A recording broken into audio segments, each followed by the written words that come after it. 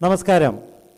മുഖാമുഖം മൂക്കന്നൂരിലെ തദ്ദേശ സ്വയംഭരണ സ്ഥാപനങ്ങളിലേക്കുള്ള തെരഞ്ഞെടുപ്പുമായി ബന്ധപ്പെട്ട് സ്ഥാനാർത്ഥികളെ പരിചയപ്പെടുത്തുന്ന പരിപാടിയിലേക്ക് ഏവരെയും സ്വാഗതം ചെയ്ത് സംസാരിക്കുന്നതിന് വേണ്ടി മൂക്കന്നൂർ വികസന സമിതി എക്സിക്യൂട്ടീവ് അംഗം വിനോദ് ജോർജിനെ ക്ഷണിക്കുന്നു. അതിനു മുമ്പായി നമുക്കൊരല്പസമയം എണീറ്റ് നിന്ന് ഈശ്വരനെ സ്മരിക്കാം.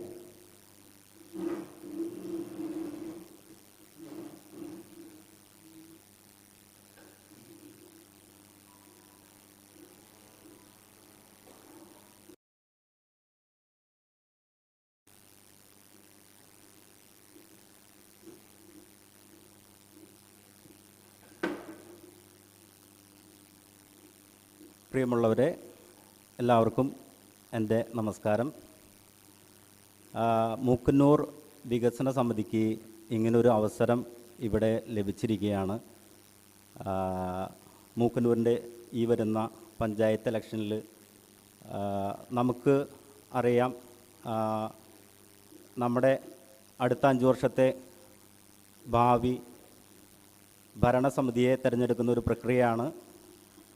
അപ്പോൾ അതിൽ നമ്മൾക്ക് മൂക്കന്നൂർ വികസന സമിതി ചിന്തിച്ചൊരു കാര്യം, അതിൽ നമുക്ക് എങ്ങനെ നമ്മുടെ നാട്ടിലെ രാഷ്ട്രീയ സാമൂഹ്യ തലങ്ങളിൽ ഇതുവരെ പ്രവർത്തിച്ചു വന്നിട്ടുള്ള രാഷ്ട്രീയ പാർട്ടികളായിട്ട് കൈകോർത്ത് രാഷ്ട്രീയ പ്രമുഖരായിട്ട് സാമൂഹ്യ പ്രതിബദ്ധതയുള്ള നമ്മുടെ നേതാക്കന്മാരെയും കൂടിച്ചേർന്നുകൊണ്ട് എങ്ങനെ മൂക്കന്നൂരിൻ്റെ ഒരു വികസന ഭാവി കെട്ടിപ്പടുത്താം എന്നുള്ളൊരു ആലോചനയിലാണ് ഇങ്ങനൊരു സമിതിയും അതിൻ്റെ തീരുമാനങ്ങളും ഇങ്ങനൊരു സ്ഥാനാർത്ഥി സംഗമം സംഘടിപ്പിക്കാം എന്നുള്ള ഒരു തീരുമാനങ്ങളൊക്കെ കൈക്കൊണ്ടത്.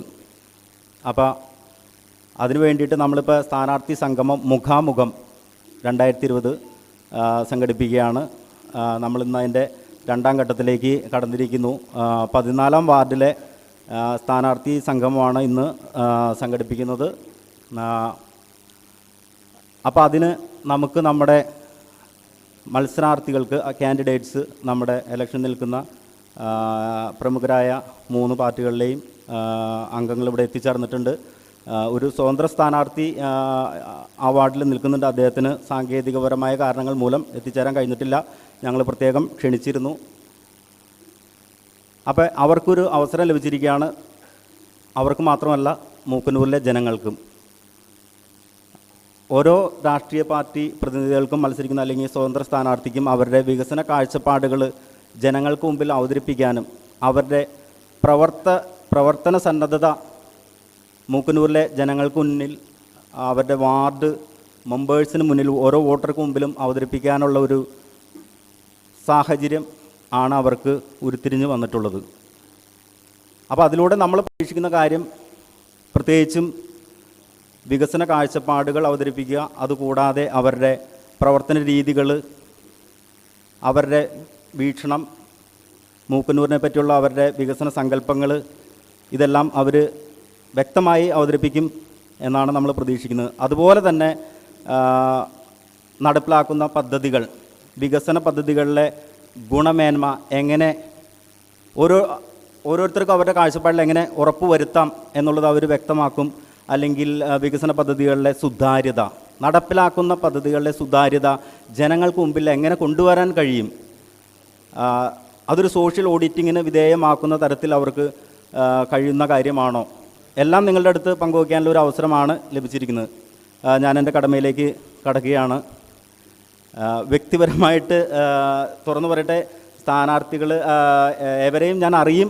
കൂടുതൽ അവരുമായിട്ടുള്ള വ്യക്തിബന്ധങ്ങൾ അല്ലെങ്കിൽ അവരുടെ സാമൂഹ്യ പ്രവർത്തനങ്ങളെപ്പറ്റി അല്ലെങ്കിൽ രാഷ്ട്രീയ പ്രവർത്തനങ്ങളെപ്പറ്റി എനിക്ക് കൂടുതൽ അറിവില്ല. ഞാൻ തുറന്നു പറയുകയാണ്, ക്ഷമിക്കണം. എങ്കിലും ഒന്നാമത് നമ്മുടെ പോൾ പി മാസ്റ്റർ, അദ്ദേഹം വർഷങ്ങളായിട്ട് സാമൂഹ്യ സേവന രംഗത്തുണ്ട്, പൊതുപ്രവർത്തന രംഗത്തുണ്ട്.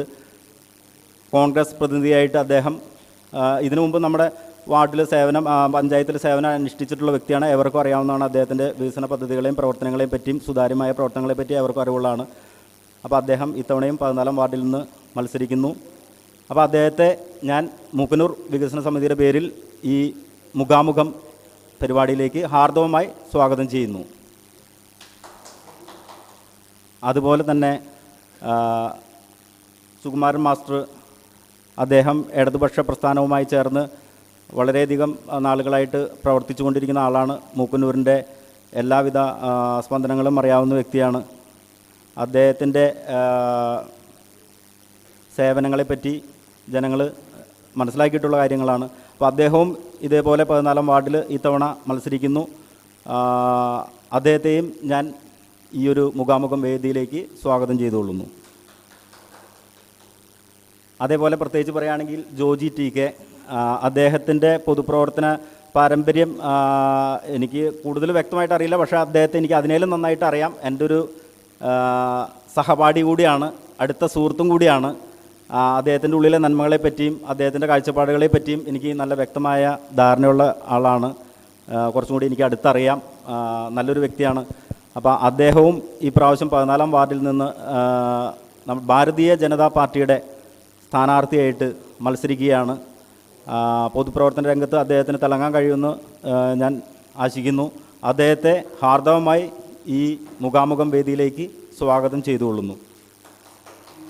അതുപോലെ തന്നെ ഇവിടെ വേദിയിൽ നേരിട്ട് സന്നിഹിതരായിട്ടുള്ള മറ്റ് വിശിഷ്ട വ്യക്തികൾ, അവരെയും ഞാൻ ഈ വേദിയിലേക്ക് സ്വാഗതം ചെയ്യുന്നു.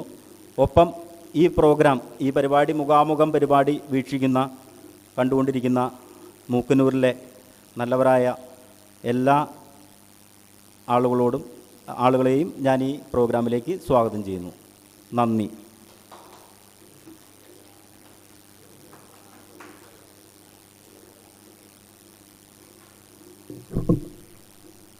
Thank you Vinod. മൂക്കന്നൂർ വികസന സമിതി ഒരുക്കുന്ന മുഖാമുഖം പരിപാടിയുടെ 14-ാം വാർഡിലേക്കുള്ള സ്ഥാനാർത്ഥി സംഗമം നടക്കുന്നു. അതിൻ്റെ മോഡറേറ്ററായിട്ട് ഇന്നിവിടെ എത്തിച്ചേർന്നിരിക്കുന്നത് ശ്രീ നിജോ മാഷാണ്.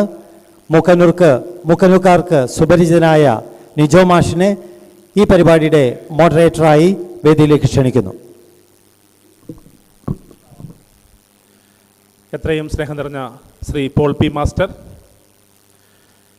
ശ്രീ ജോജി TK, പ്രിയപ്പെട്ട ശ്രീ സുകുമാരൻ സാറേ, സദസ്സിലുള്ള പ്രിയപ്പെട്ട M. Antony sir, Palatty Varghese sir, Joy ചേട്ടൻ എന്നീ 3 പേരും കൂടെ ഉണ്ട്. മൂക്കന്നൂർ വികസന സമിതിയുടെ പ്രിയപ്പെട്ട പ്രവർത്തകരെ, ഏവർക്കും നമസ്കാരം. നമ്മുടെ പഞ്ചായത്ത് മറ്റ് സമീപ പഞ്ചായത്തുകളെ അപേക്ഷിച്ച് വളരെ മികച്ച നിലവാരത്തിൽ മുന്നോട്ട് പോകുന്ന പഞ്ചായത്താണ്. ഒരു പക്ഷേ നമ്മുടെ പഞ്ചായത്തിൻ്റെ ഗ്രാഫ് എടുത്തു കഴിഞ്ഞാൽ നികുതി പിരിവിനേക്കാളും പഞ്ചായത്തിൻ്റെ തനത് വരുമാനത്തെക്കാളും ഇരട്ടിയായി വികസന മേഖലയിൽ ആളുകളുടെ കൂടി പ്രയത്നമുള്ള ഒരു പഞ്ചായത്താണ് നമ്മുടേത്. അതിന് കാരണം മറ്റൊന്നുമല്ല, മൂക്കന്നൂരിലെ പ്രബുദ്ധരായ ജനത അവരുടെ വികസന കാഴ്ചപ്പാടുകൾ, അവരുടെ സ്വപ്നങ്ങൾ ഇതെല്ലാം ചേർത്ത് വെച്ചുകൊണ്ട് എല്ലാ മേഖലയിലും അവരുടെ സാമ്പത്തികമായ, അവരുടെ ആശയപരമായ, അവരുടെ സർഗപരമായ കഴിവുകളെ അവരെപ്പോഴും സംഭാവന ചെയ്യുന്നവരാണ്. ഒരു പക്ഷേ അതുകൊണ്ട് തന്നെ മൂക്കന്നൂരിൻ്റെ മെമ്പർമാർ, രാഷ്ട്രീയ പാർട്ടി നേതാക്കന്മാർ, രാഷ്ട്രീയ പാർട്ടിയുടെ പ്രവർത്തകർ എല്ലാവരും ഒരു പക്ഷേ മറ്റ് പല പ്രദേശങ്ങളെക്കാൾ നിലവാരം കാത്തു സൂക്ഷിക്കുന്നവരാണ്. ഇത് തന്നെയാണ് മൂക്കന്നൂരിൻ്റെ ഏറ്റവും പ്രധാനപ്പെട്ട അടയാളപ്പെടുത്തൽ. ഇന്ന് 3 പേര് നമ്മോട് സംസാരിക്കുകയാണ്. 4ാമത്തെ ആൾ ഓൺ ദ വേ ആണ്, ഫ്രാൻസിസ് ചേട്ടൻ അദ്ദേഹം എത്തിച്ചേരും. ഈ 4 പേര് സംസാരിക്കുമ്പോൾ എനിക്ക് തോന്നുന്നു മൂക്കന്നൂർ പഞ്ചായത്തിൻ്റെ ഏതാണ്ട് ഒരു അതിർത്തി പ്രദേശത്താണ് നമ്മുടെ ഈ വാർഡ് കിടക്കുന്നത്. കൃഷിയെ കൂടുതൽ പുണരുന്ന, നന്മയുള്ള ആളുകൾ കൂടുതലൊരു ഏരിയയാണ് പറമ്പയം, കാട്ടാമ്പള്ളി ഏരിയ എന്ന് പറയുന്നത്. ഇന്ന് ഇവിടെ സംസാരിക്കുന്ന ഈ 3 പേരുടെയും കുടുംബങ്ങൾക്ക് കൃഷിയുമായി അടുത്ത ബന്ധവുമുണ്ട്. അവരിൽ പലരും ഇപ്പോൾ കൃഷിക്കാർ ആണ് താനും. അപ്പോൾ നമ്മൾ സംസാരിക്കുന്ന എല്ലാ വികസന പ്രവർത്തനങ്ങളിലും ഈ വാർഡിൽ ഏറ്റവും കൂടുതൽ മുഴച്ചു നിൽക്കേണ്ടത് കൃഷിയുമായി ബന്ധപ്പെട്ട സംവിധാനങ്ങൾ, കൃഷിയുമായി ബന്ധപ്പെട്ട മൂല്യവർദ്ധിത ഉൽപ്പന്നങ്ങൾ, കൃഷിയുമായി ബന്ധപ്പെട്ട വ്യവസായങ്ങൾ, ജലസംഭരണം, ജലസേചനം, കുടിവെള്ള പദ്ധതി എന്നിവയ്ക്കായിരിക്കും നമ്മൾ പ്രാധാന്യം കൂടുതൽ കൊടുക്കേണ്ടത്. ഞാൻ ഇന്ന് അധികം ദീർഘിപ്പിക്കാതെ നമുക്ക് പ്രോഗ്രാമിലേക്ക് എത്തുകയാണ്. നമ്മൾ സംസാരിക്കുന്നത് ശ്രീ പോൾ പി മാസ്റ്റർ. 56 വയസ്സുണ്ടെങ്കിലും കണ്ടാൽ ഇപ്പോൾ ചെറുപ്പമാണ്. നല്ല മനോഹരമായ പുഞ്ചിരിയോടെ ആളുകൾ നേരിടുകയും ആരെയും സ്വന്തം മന്ദസ്മിതം കൊണ്ടും പ്രവർത്തന ശൈലി കൊണ്ടും ആരെയും സ്വന്തം കൂട്ടുവാനുള്ള ഒരു പ്രത്യേക വൈഭവമുള്ള വ്യക്തിയാണ് ശ്രീ പോൾ പി മാസ്റ്റർ. എനിക്ക് അദ്ദേഹത്തെ വളരെ അടുത്ത പരിചയമുണ്ട്. ഒരു അധ്യാപകൻ എന്ന നിലയ്ക്ക് KPST എന്ന് പറയുന്ന ഒരു വലിയ സംഘടനയുടെ സംസ്ഥാന നേതൃപദവിയിൽ എത്തിയ ആളെന്ന നിലയ്ക്ക് അദ്ദേഹവുമായിട്ട് ഒരു അധ്യാപകനായതുകൊണ്ട് എനിക്ക് ബന്ധമുണ്ട്. കൂടാതെ അദ്ദേഹം PDDP സൊസൈറ്റിയുടെ കാലടി മച്ചൂർ ഡയറക്ടർ ബോർഡിൽ മെമ്പറായിരുന്നു. ഭാരത് ഹ്യൂമൻ റൈറ്റ്സ് മിഷൻ എന്ന് പറയുന്ന ഒരു സംഘടനയുടെ സംസ്ഥാന സെക്രട്ടറി ആയിരുന്നു. ഇതുകൂടാതെ കത്തോലിക്ക സഭയുടെ എറണാകുളം അങ്കമാലി രൂപതയുടെ പാസ്റ്ററൽ കൗൺസിൽ അദ്ദേഹം മെമ്പറായിരുന്നു. കരയാമ്പറമ്പ് ഏഴാറ്റുമുഖം PW റോഡ് വീതി കൂട്ടി ഇന്ന് നമ്മൾ കാണുന്ന ഈ പുതിയ റോഡ് ഈ രീതിയിലാക്കിയെടുത്തത് അദ്ദേഹം പഞ്ചായത്ത് പ്രസിഡൻ്റായിരിക്കുമ്പോൾ ഓരോ വീട്ടുകാരെ കണ്ട് സംസാരിച്ച് അവരുടെ കൺസെൻ്റ് വാങ്ങിയാണ് അതെല്ലാം ചെയ്തത്. കൂടാതെ നാം കാണുന്ന മനോഹരമായ പഞ്ചായത്തിൻ്റെ പുതിയ കെട്ടിടം അത് നിർമ്മാണം ആരംഭിച്ചത് പോൾ പി സാറ് അവിടെ പ്രസിഡൻ്റായിരിക്കുമ്പോഴാണ്. വട്ടേക്കാട് എന്ന് പറയുന്ന ഗ്രാമത്തിൽ ഏറ്റവും തല ഉയർത്തി നിൽക്കുന്ന ഒരു ഓഡിറ്റോറിയമുണ്ട്, SC കമ്മ്യൂണിറ്റി ഹാൾ. ഒരു പക്ഷേ മൂക്കന്നൂരിലെ ഏറ്റവും വലിയ ഓഡിറ്റോറിയം അതാണ്. അതിൻ്റെ നിർമ്മാണ പ്രവർത്തനത്തിലും ഇദ്ദേഹമാണ് പ്രധാനമായി സ്ഥാനം വഹിച്ചത്. ഇതിലൊക്കെ ഏറെയായി സത്യസന്ധമായി ആത്മാർത്ഥമായി പൊതുസമൂഹത്തെ സ്വീകരിക്കുവാനും അവർക്ക് വേണ്ടി പ്രവർത്തിക്കാനുമുള്ള വലിയ മനസ്സോടുകൂടെ അദ്ദേഹം ഇപ്പോഴും ഒരു സ്കൂളിൽ അധ്യാപകനും പ്രധാന അധ്യാപകനുമായി സേവനം ചെയ്യുന്നു. ഇന്ന് ഈ പരിപാടിയിലേക്ക് ഹൃദയപൂർവ്വം ഉള്ള ആളുകൾ ഒരുമിച്ച് ചേർന്ന് കൈയടിച്ചുകൊണ്ട് നമുക്ക് പോൾ പി സാറിനെ സ്വീകരിക്കാം.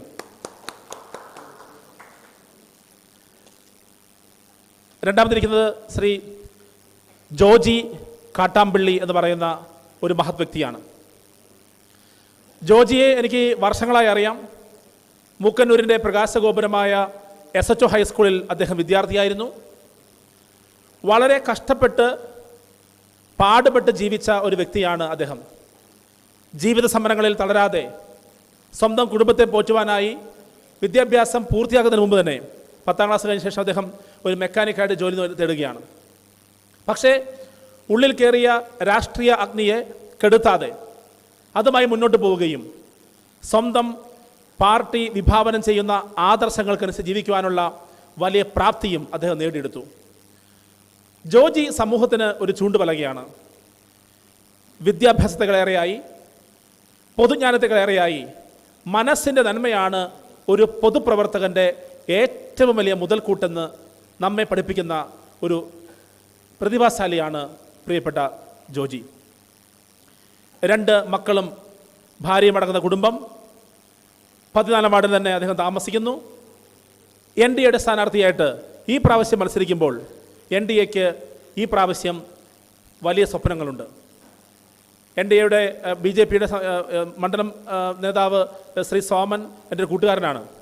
സോമൻ പറഞ്ഞെങ്ങനെയാണ്, ഈ വർഷം എന്തായാലും ഞങ്ങൾ അക്കൗണ്ട് ഓപ്പൺ ചെയ്യും. ഒരു വലിയ പ്രതീക്ഷ അവരുള്ളത്. ആ പ്രതീക്ഷ ഒരു പക്ഷേ നിറവേറേണ്ടത് ജോജിയിലൂടെ ആകട്ടെ എന്ന് പ്രാർത്ഥിച്ചുകൊണ്ട് NDAയുടെ സമ്മതിത സാരഥി ശ്രീ ജോജി ടി കാട്ടാമ്പള്ളിയെ വേദിയിലേക്ക് കൈയടിച്ചുകൊണ്ട് നമുക്ക് സ്വാഗതം ചെയ്യാം. മൂന്നാമത്തെ ആൾ ശ്രീ സുകുമാരൻ മാസ്റ്ററാണ്. എനിക്ക് ഗുരുതുല്യനാണ് അദ്ദേഹം.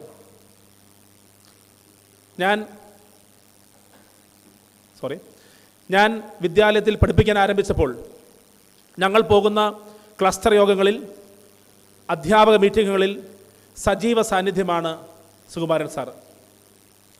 സാറിനെ കാണുമ്പോൾ എനിക്ക് മഹാത്മാഗാന്ധിയാണ് ഓർമ്മ വരുന്നത്. മിതമായ ഭാഷണം, സൗമ്യമായ പുഞ്ചിരി, ആവശ്യത്തിന് മാത്രം സംസാരിക്കുന്ന സ്വഭാവം. അദ്ദേഹം ഒരു അടിയുറച്ച കറതീർന്ന കമ്മ്യൂണിസ്റ്റുകാരനാണ്. അദ്ദേഹം ശാസ്ത്ര സാഹിത്യ പരിഷത്തിൻ്റെ നേതാവായിരുന്നു. KST എന്ന കമ്മ്യൂണിസ്റ്റ് അനുഭാവമുള്ള ഒരു സംഘടനയിൽ അദ്ദേഹം സജീവ സാന്നിധ്യമായിരുന്നു. 2006 വിരമിച്ച ശേഷം തൻ്റെ റിട്ടയർമെൻറ്റ് ജീവിതം പൂർണ്ണമായും അദ്ദേഹം പാർട്ടിക്ക് സമർപ്പിച്ചിരിക്കുന്നു. അദ്ദേഹത്തിന് 2 മക്കളുണ്ട്, ബിബുൽ ആൻഡ് ബിമൽ. 2 പേരും ജോലിയിലാണ്. ഇപ്പോൾ അദ്ദേഹം പെൻഷനേഴ്സ് യൂണിയൻ്റെ വൈസ് പ്രസിഡൻ്റായി സേവനം ചെയ്യുന്നു. SNDP ലൈബ്രറിയുടെ ലൈബ്രറിയനായി സേവനം ചെയ്യുന്ന ആളാണ്. പുരോഗമന കലാസാഹിത്യത്തിൻ്റെ മൂക്കന്നൂർ യൂണിയത്തിൻ്റെ സ്ഥാപക നേതാക്കന്മാർ അദ്ദേഹമായിരുന്നു. ഇങ്ങനെ നിരവധി സ്ഥാനങ്ങൾ എളിമയോടെ വഹിച്ചൊരു വ്യക്തിയാണ് ശ്രീ സുകുമാരൻ മാസ്റ്റർ. അദ്ദേഹത്തെ നമ്മുടെ നാടിനൊരു മുതൽക്കൂട്ടാണ്. ഒരു പക്ഷേ നമ്മളിങ്ങനെ ചിന്തിക്കണം, ഒരു വാർഡിൽ മത്സരിക്കുന്ന എല്ലാ ആളുകളും ജയിക്കില്ലായിരിക്കും, ഒരു പക്ഷേ അറിയില്ല, ഒരാൾ മാത്രമേ ജയിക്കുകയുള്ളൂ. അത് പോൾ പി സാറാകാം, ജോജി ആകാം, സുകുമാരൻ മാസ്റ്റർ ആകാം, ഫ്രാൻസ് ചേട്ടനാകാം. എൻ്റെ അഭ്യർത്ഥന മാത്രമാണ്, നിങ്ങൾ ആര് ജയിച്ചാലും മറ്റ് 3 പേർ ഈ മേഖല വിട്ട് പോകരുത്. നിങ്ങളുടെ സജീവമായ സാന്നിധ്യവും നിങ്ങളുടെ സേവനവും ഈ നാടിന് ആവശ്യമാണ്. സുകുമാരൻ സാറിനെ പോലെ മികച്ച ഒരു വ്യക്തിയെ, ഒരു സ്ഥാനാർത്ഥിയെ നിയമിച്ചു. ഒരു പക്ഷേ എനിക്ക് തോന്നുന്നു LDFിലെ ഏറ്റവും മികച്ച സ്ഥാനാർത്ഥി ആരെന്ന് ചോദിച്ചാൽ സുകുമാരൻ മാസ്റ്ററാണ്. അതിന് മാത്രം വ്യക്തിപ്രഭാവം അദ്ദേഹത്തിനുണ്ട്, ആഴം അദ്ദേഹത്തിനുണ്ട്, ഡെപ്തുണ്ട്. വളരെ സ്നേഹത്തോടെ, വളരെ ബഹുമാനത്തോടെ സുകുമാരൻ മാസ്റ്ററെ ഈ വേദിയിലേക്ക് കൈയടിച്ചുകൊണ്ട് നമുക്ക് സ്വാഗതം ചെയ്യാം. പ്രിയമുള്ളവരെ, ഒരു സ്ഥാനാർത്ഥി, അദ്ദേഹം സ്വതന്ത്ര സ്ഥാനാർത്ഥിയാണ്. പേര് ഫ്രാൻസിസ് ജോർജ് എന്നാണ്. അദ്ദേഹത്തിന് ഇന്ന് ചില തിരക്കുകളുണ്ട്, വരാമെന്ന് വെച്ചിരുന്നതാണ്. അദ്ദേഹം ഇടയ്ക്ക് ജോയിൻ ചെയ്യും. അദ്ദേഹത്തോടുള്ള ചോദ്യങ്ങൾ നമ്മൾ ഉൾപ്പെടുത്തിയിട്ടുണ്ട്. അദ്ദേഹം ദീർഘകാലം വിദേശത്ത് ജോലി ചെയ്ത ആളാണ്. ഇപ്പോൾ അദ്ദേഹം അവിടെ നിന്ന് വന്ന ശേഷം സ്വന്തമായി ചില വ്യവസായങ്ങളുണ്ട്, ചില കച്ചവടങ്ങളൊക്കെ നടത്തുന്നു. പൂർണ്ണമായും പൊതു മേഖലയിൽ അദ്ദേഹം പ്രവർത്തിക്കുന്നു. മാലിന്യ നിർമ്മാർജ്ജനം അദ്ദേഹത്തിൻ്റെ പ്രധാന അജണ്ടയാണ്, വേസ്റ്റ് മാനേജ്മെൻറ്റ്. അദ്ദേഹത്തെയും ഈ വേദിയിലേക്ക് ഹൃദയപൂർവ്വം നമുക്ക് കൈയടിച്ചുകൊണ്ട് സ്വാഗതം ചെയ്യാം. ഓക്കെ, നമുക്കിനി ആരംഭിക്കാം. ആദ്യം 7 മിനിറ്റാണ്. ഈ 7 മിനിറ്റ് ഉദ്ദേശിച്ചതാണ് നമുക്ക് നിങ്ങളുടെ വ്യക്തമായ കാഴ്ചപ്പാടുകൾ, സ്വപ്നങ്ങൾ പറയാം, വാർഡിനെക്കുറിച്ച് കൂടാതെ പഞ്ചായത്തിനെക്കുറിച്ച് സ്വപ്നങ്ങൾ പറയാം. 7 മിനിറ്റ് കഴിയുമ്പോൾ നമ്മൾ സമയം അവസാനിപ്പിക്കും. വീണ്ടും നിങ്ങൾക്ക് സമയം തരും സംസാരിക്കാൻ 3 മിനിറ്റ്. ചോദ്യങ്ങളുണ്ടാകും, ഉത്തരം പറയാൻ സമയം തരും, എല്ലാം ഉണ്ടാകും. അപ്പോൾ അതുകൊണ്ട് നല്ല ഭംഗിയായിട്ട് ഒരുങ്ങി 7 മിനിറ്റ് ഉപയോഗിക്കണം. ഏവരെയും സ്വാഗതം ചെയ്യുന്നു. ആദ്യമായി നമ്മോട് സംസാരിക്കുവാനായി ഏറ്റവും പ്രിയപ്പെട്ട പോൾ പി മാസ്റ്ററെ സ്നേഹപൂർവ്വം ക്ഷണിക്കുന്നു.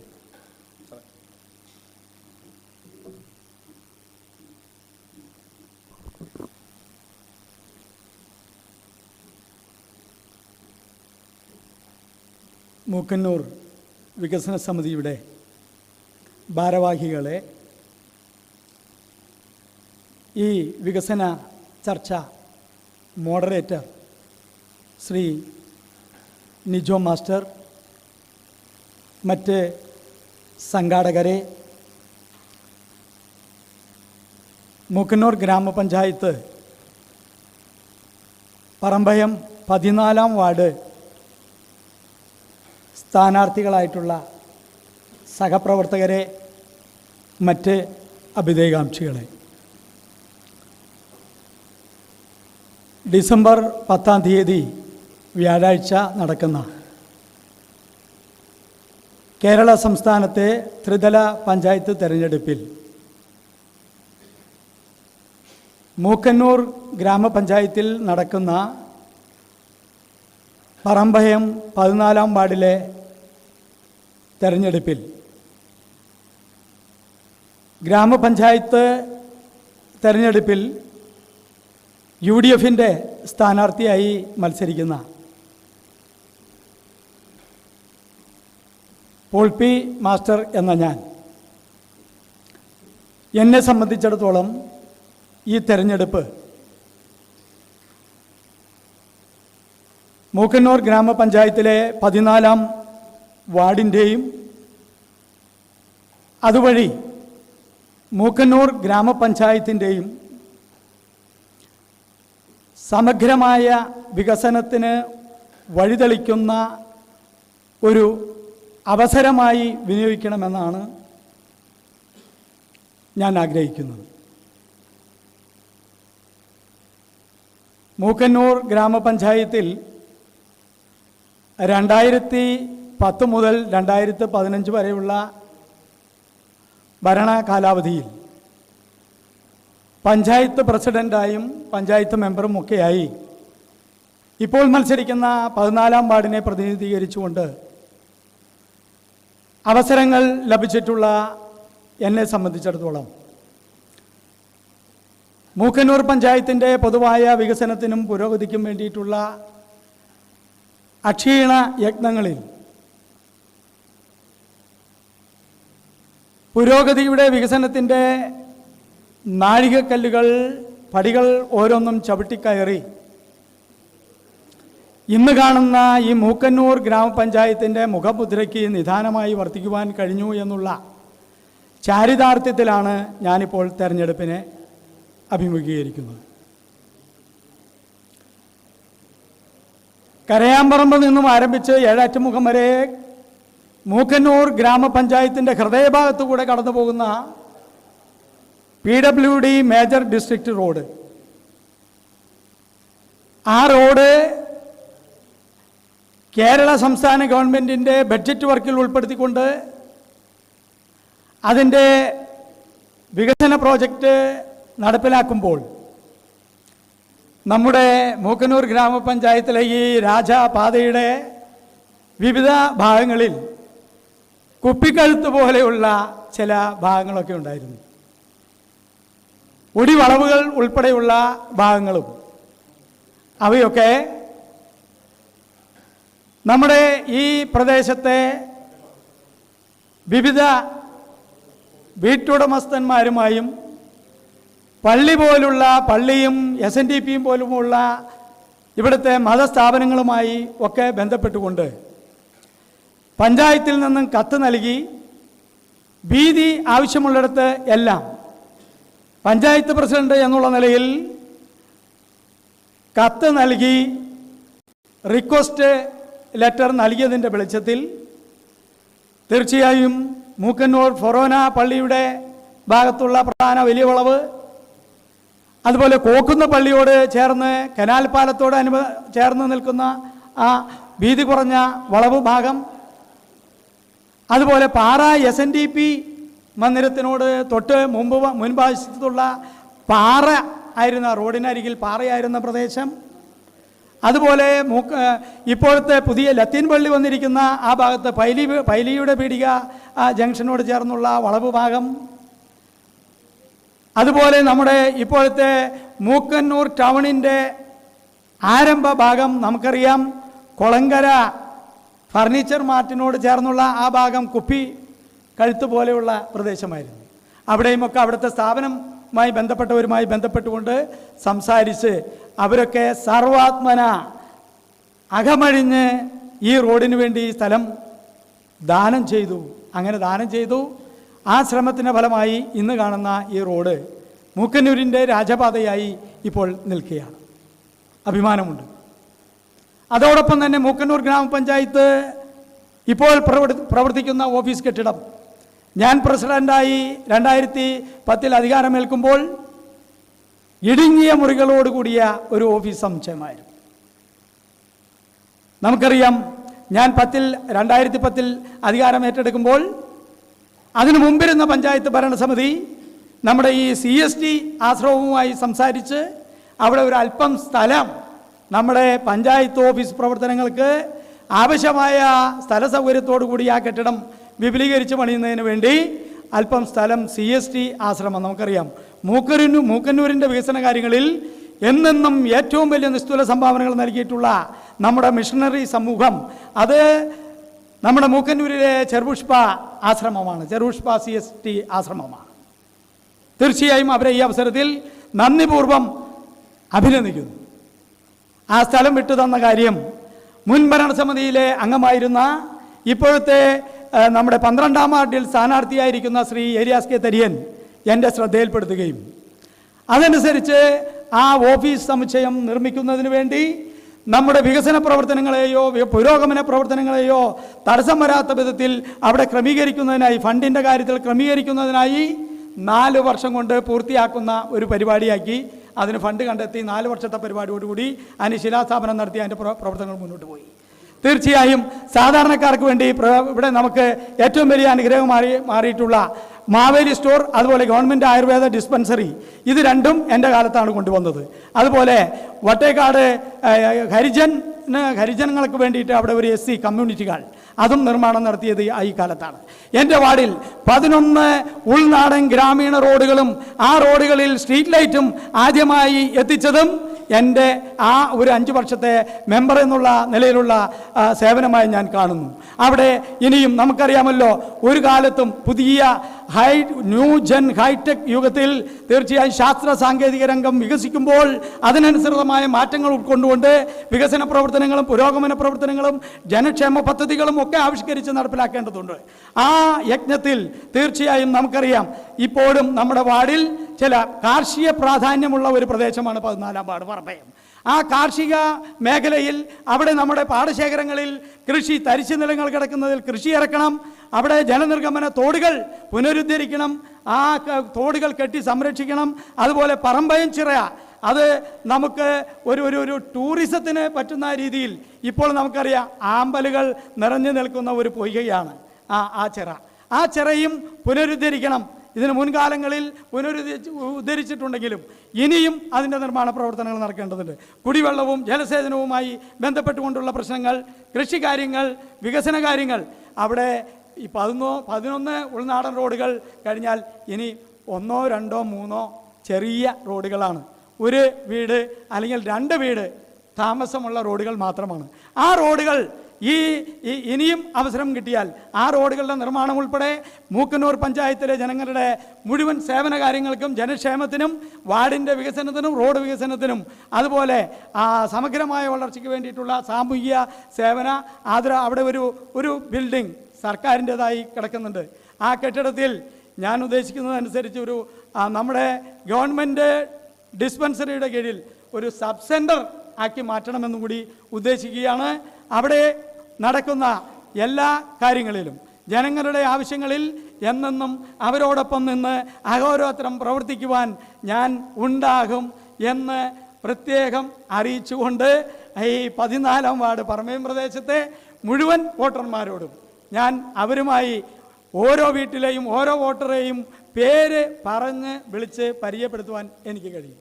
അവിടെ നമുക്ക് കാണാൻ കഴിയുന്നത്, തെരഞ്ഞെടുപ്പ് വരുമ്പോൾ ചിലരൊക്കെ വരും, അതിഥികളെ പോലെ, ഓണത്തിന് മാവേലി വരുന്നത് പോലെയൊക്കെ ചില ആളുകൾ ഒരു പെൻഷന് ഒരു അപേക്ഷ പോലും എഴുതി കൊടുക്കുകയോ പോലും ചെയ്യാതെ പെൻഷൻ പ്രസക്തമായ കാര്യമാണ് എന്ന് പറഞ്ഞുകൊണ്ട് തെരഞ്ഞെടുപ്പ് വന്നപ്പോൾ രംഗത്ത് വരുന്ന ആളുകളുണ്ടെങ്കിൽ അവരൊക്കെ ശ്രദ്ധിക്കുക.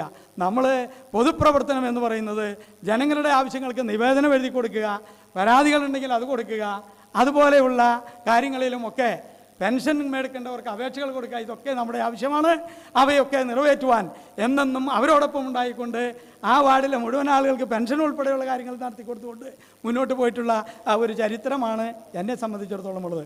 ഇനിയും തുടർന്നും നിങ്ങളുടെ സഹായ സഹകരണങ്ങൾ ഉണ്ടാകണമെന്ന് അഭ്യർത്ഥിച്ചുകൊണ്ട് നന്ദിപൂർവ്വം നിങ്ങളോട് ഞാൻ വോട്ട് അഭ്യർത്ഥിച്ചുകൊണ്ട് നിങ്ങളുടെ ഏവരുടെയും സഹായ സഹകരണങ്ങൾ അഭ്യർത്ഥിച്ചുകൊണ്ട് നിർത്തുന്നു. നന്ദി. ജയ് ഹിന്ദ്. ഓക്കെ, വളരെ മനോഹരമായി ആണ് പോൾ പി സാർ സംസാരിച്ചത്. അദ്ദേഹത്തിൻ്റെ സ്വപ്നങ്ങൾ അദ്ദേഹം പങ്കുവച്ചു, ഇനി ചെയ്യേണ്ട കാര്യങ്ങൾ അദ്ദേഹം പങ്കുവച്ചിട്ടുണ്ട്. ഇനി നമ്മൾ വിളിക്കാൻ പോകുന്നത് NDA സാരഥി ശ്രീ ജോജി ടി കാട്ടാമ്പള്ളിയാണ്. Sir please.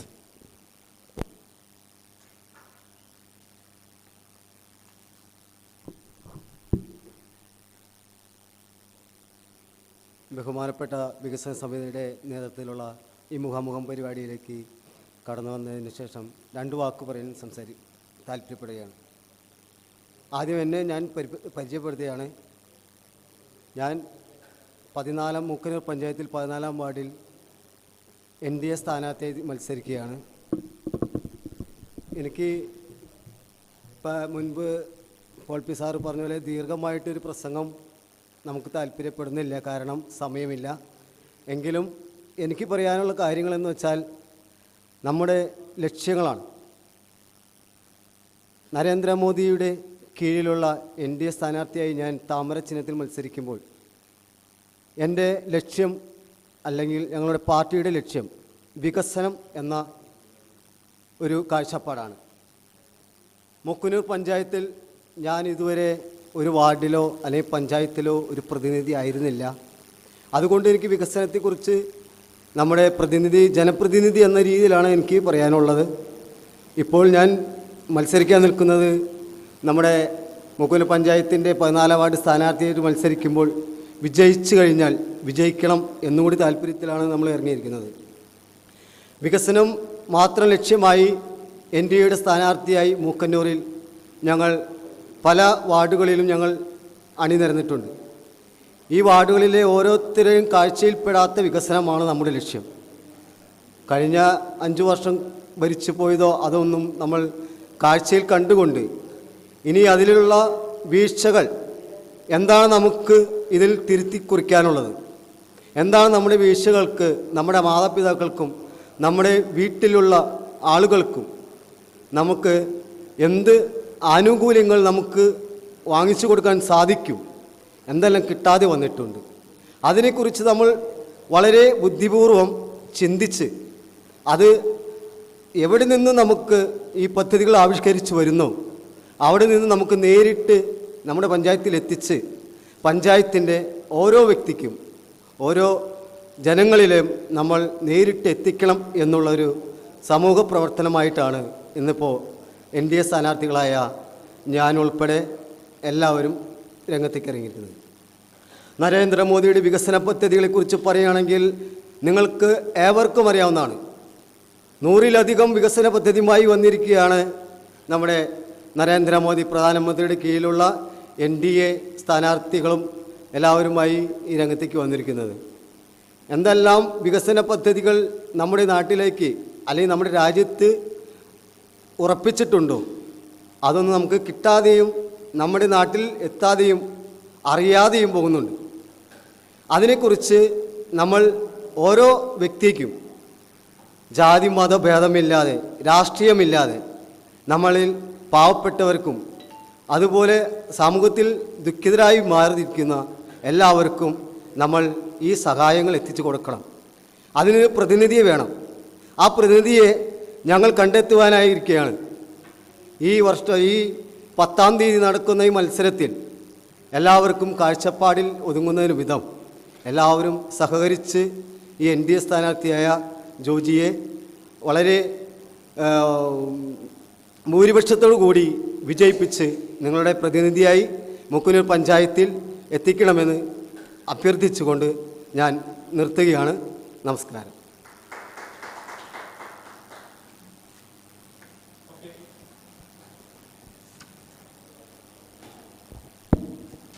ജോജി വളരെ ചെറിയ വാക്കുകളിൽ അതിമനോഹരമായി സംസാരിച്ചു. മോദി സർക്കാരിൻ്റെ പ്രത്യേക താല്പര്യത്തോടെ കൂടുതൽ വികസന കാര്യങ്ങൾ കൊണ്ടുവരാൻ കഴിയുമെന്നാണ് അദ്ദേഹം പറഞ്ഞതിൻ്റെ രത്നചുരുക്കം. വീണ്ടും സംസാരിക്കാൻ പോകുന്നത് നമ്മുടെ പ്രിയപ്പെട്ട സുകുമാര മാസ്റ്ററാണ്. സാറിനെ സ്നേഹപൂർവ്വം ക്ഷണിക്കുന്നു.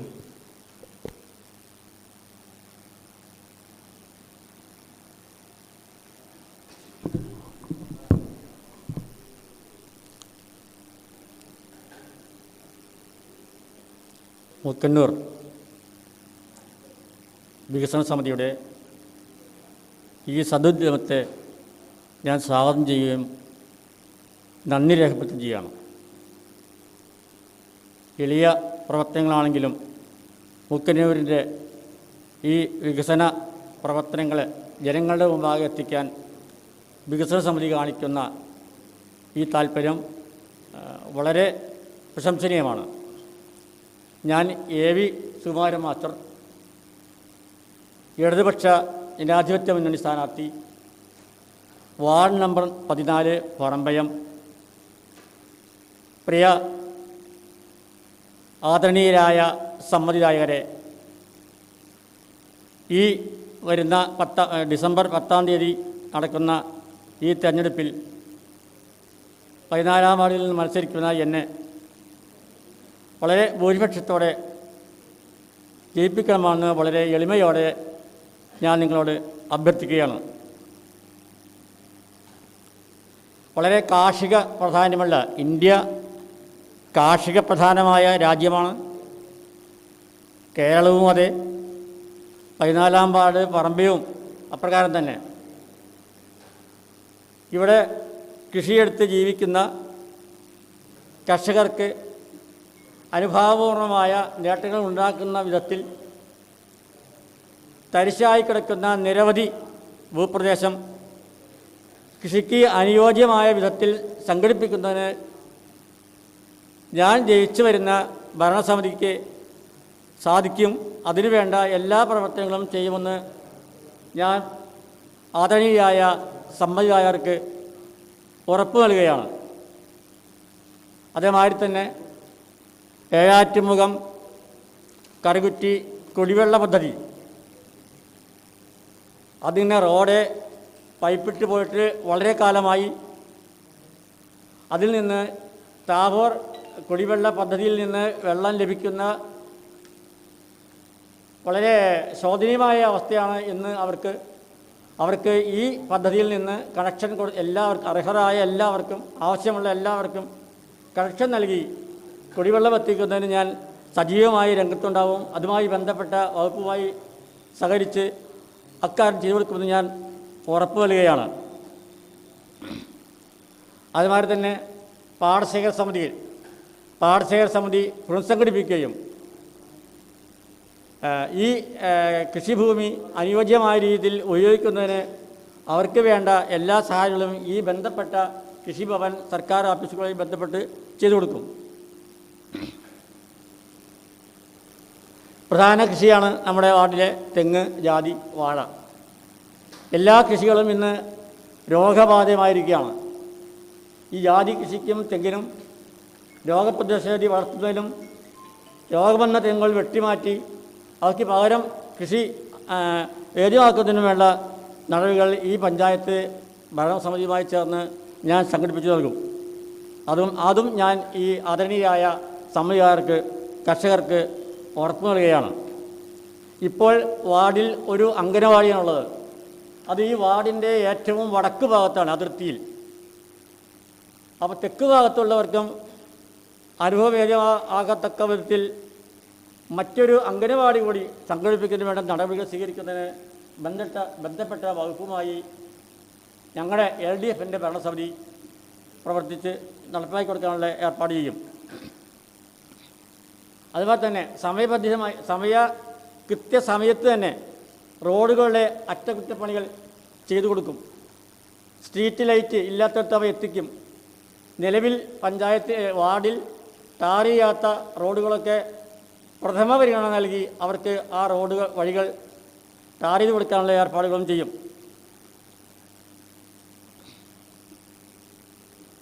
അതുപോലെ തന്നെ ഇവിടെ പോൾ പി മാഷ് വളരെ ഭംഗിയായി വർഷങ്ങളായി നടത്തിക്കൊണ്ടിരിക്കുന്ന ജൽപ്പനങ്ങൾ പോലെ തന്നെ ഈ കൊല്ലവും നടത്തിയിട്ടുണ്ട്. അത് എല്ലാ കൊല്ലവും തിരഞ്ഞെടുപ്പ് വരുമ്പോൾ പറയുന്ന കാര്യങ്ങൾ തന്നെ. ഇവിടെ കോവിഡ് ബാധിച്ച് വളരെ കഷ്ടപ്പെടിക്കുന്ന 300-ൽ പരം ആളുകളുണ്ട്. അവർക്ക് ക്വാറന്റൈൻ നിരീക്ഷകരിക്കുന്ന ആൾക്കാർക്ക് പ്രാഥമിക സൗകര്യങ്ങളിൽ ഏർപ്പെടുത്തി കൊടുക്കാൻ താവൂർ, പള്ളി, പാരിഷുകൾ സംവിധാനം ഒരുക്കിയിട്ട് സർക്കാർ എല്ലാവിധ സംവിധാനങ്ങളും ഒരുക്കിയിട്ടുണ്ട്. ഇതുവരെ അത് ഏർപ്പാടാക്കി കൊടുക്കുവാൻ അല്ലെങ്കിൽ പ്രവർത്തന നിരതമാക്കാൻ ഈ നിലവിലുള്ള ഉണ്ടായിരുന്ന ഭരണസമിതിക്കോ ആ ഭരണസമിതിയുടെ പ്രധാന ഒരു നേതാവായ പോൾ പി മാഷക്കോ സാധിച്ചില്ല എന്നുള്ളത് വളരെ ശോചനീയമാണ്. ഇപ്പോഴും ഉപകരണ സംവിധാനം സഹിതം ആ പാരിഷുകൾ പ്രവർത്തന നിരതമായി കൊടുക്കുകയാണ്. അത് വളരെ ഗുരുതരമായ ഒരു കാര്യം തന്നെയായിട്ട് വേണം കണക്കാക്കാൻ. അതുമാതിരി തന്നെ ഇവിടെ പോൾ പി മാഷ് കഴിഞ്ഞ കാലം ചെയ്ത ഒരുപാട് കാര്യങ്ങൾ പറഞ്ഞു. ആദ്യം ചെയ്തത് ഈ ഭരണസമിതി നിലവിൽ വന്നപ്പോൾ EMS ഭവന പദ്ധതി നിർത്തലാക്കി. ഇപ്പോൾ ലൈഫ് പദ്ധതിയുണ്ട്. ഈ 12 വീടുകളാണ്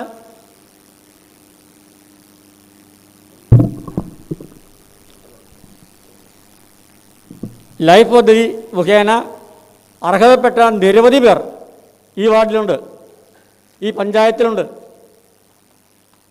അത് നേടിക്കൊടുക്കുന്നതിന് നിലവിലുള്ള ഭരണസമിതിക്കോ അല്ലെങ്കിൽ ഇവിടെ ഭരിച്ചിരുന്ന അല്ലെങ്കിൽ മുമ്പ് വാർഡ് മെമ്പറായിരുന്ന പോൾ മാഷിക്കോ സാധിച്ചിരുന്നുള്ളത് വളരെ ശോധനീയമാണ്. ഞാൻ ജയിച്ച് അല്ലെങ്കിൽ ജയിച്ചില്ലെങ്കിലും LDF ഈ ഭരണത്തിൽ വന്നു കഴിഞ്ഞാൽ അർഹതപ്പെട്ട എല്ലാവർക്കും വാർഡിൽ ലൈഫ് പദ്ധതി പ്രകാരം വീട് നിർമ്മിച്ചു കൊടുക്കാനുള്ള എല്ലാ ഏർപ്പാടുകളും ചെയ്യും. ഇപ്പോൾ 12ഓളം വീടുകളാണ് ഇവിടെ പണിയുന്നതെന്ന് ഞാൻ മനസ്സിലാക്കുന്നത്. എത്രയോ വീടിന് അർഹതപ്പെട്ടവർ ഈ പഞ്ചായത്തിലുണ്ട്.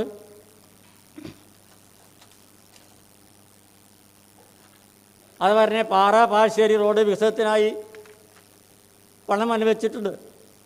അത് പ്രാവർത്തികമാക്കാനുള്ള എല്ലാ പ്രവർത്തനങ്ങളും ചെയ്തു കൊടുക്കും. പിന്നെ നമ്മുടെ പഞ്ചായത്തിലെ വാർഡിലെ അല്ലെങ്കിലും വളരെ എടുത്തു പറയേണ്ട ഒന്നാണ് താബോർ സ്കൂള്. ഈ താബോർ സ്കൂള് നമ്മുടെ പഞ്ചായത്തിൽ 2ാം സ്ഥാനമായി പ്രവർത്തിച്ചുകൊണ്ടിരുന്നതാ. ഇന്ന് അതിൻ്റെ അവസ്ഥ എന്താ? 38 വർഷമായി മാഷ് ആ സ്കൂളിലെ അധ്യാപകനാണ്, ഇന്ന് ഹെഡ് മാസ്റ്ററാണ്. ഇന്ന് ആ സ്കൂളിലെ ഓരോ ഡിവിഷനിലും എത്ര കുട്ടികളുണ്ടെന്ന് മാഷ് പറയണം, എല്ലാവരും കേൾക്കട്ടെ.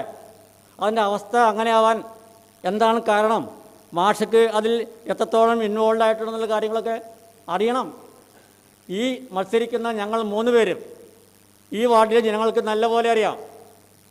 മാഷ് ഈ പറഞ്ഞ കാര്യങ്ങളൊക്കെ ഞങ്ങളെ 3 പേരെയും അവർ വിലയിരുത്തുന്നുണ്ട്.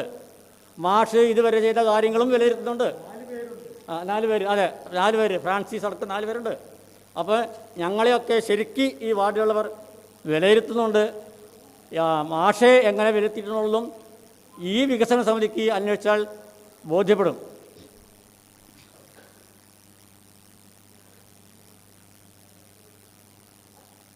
അർഹതപ്പെട്ടവർക്ക് ഇനിയും ധാരാളം പേർക്ക് ഇവിടെ പെൻഷൻ കിട്ടാറുണ്ട്.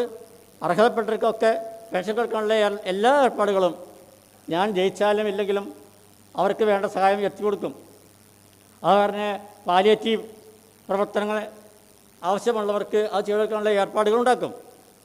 പ്രസിഡൻറ്റിൻ്റെ കഴിഞ്ഞ 11 മാസം വളരെ വർഷങ്ങളായി ഭരിച്ചുകൊണ്ടിരുന്ന UDF ഭരണം വളരെ ചുരുങ്ങിയ നാൾ മാത്രമാണ് LDFൻ്റെ കയ്യിലേക്ക് എത്തിയിട്ടുള്ളത്.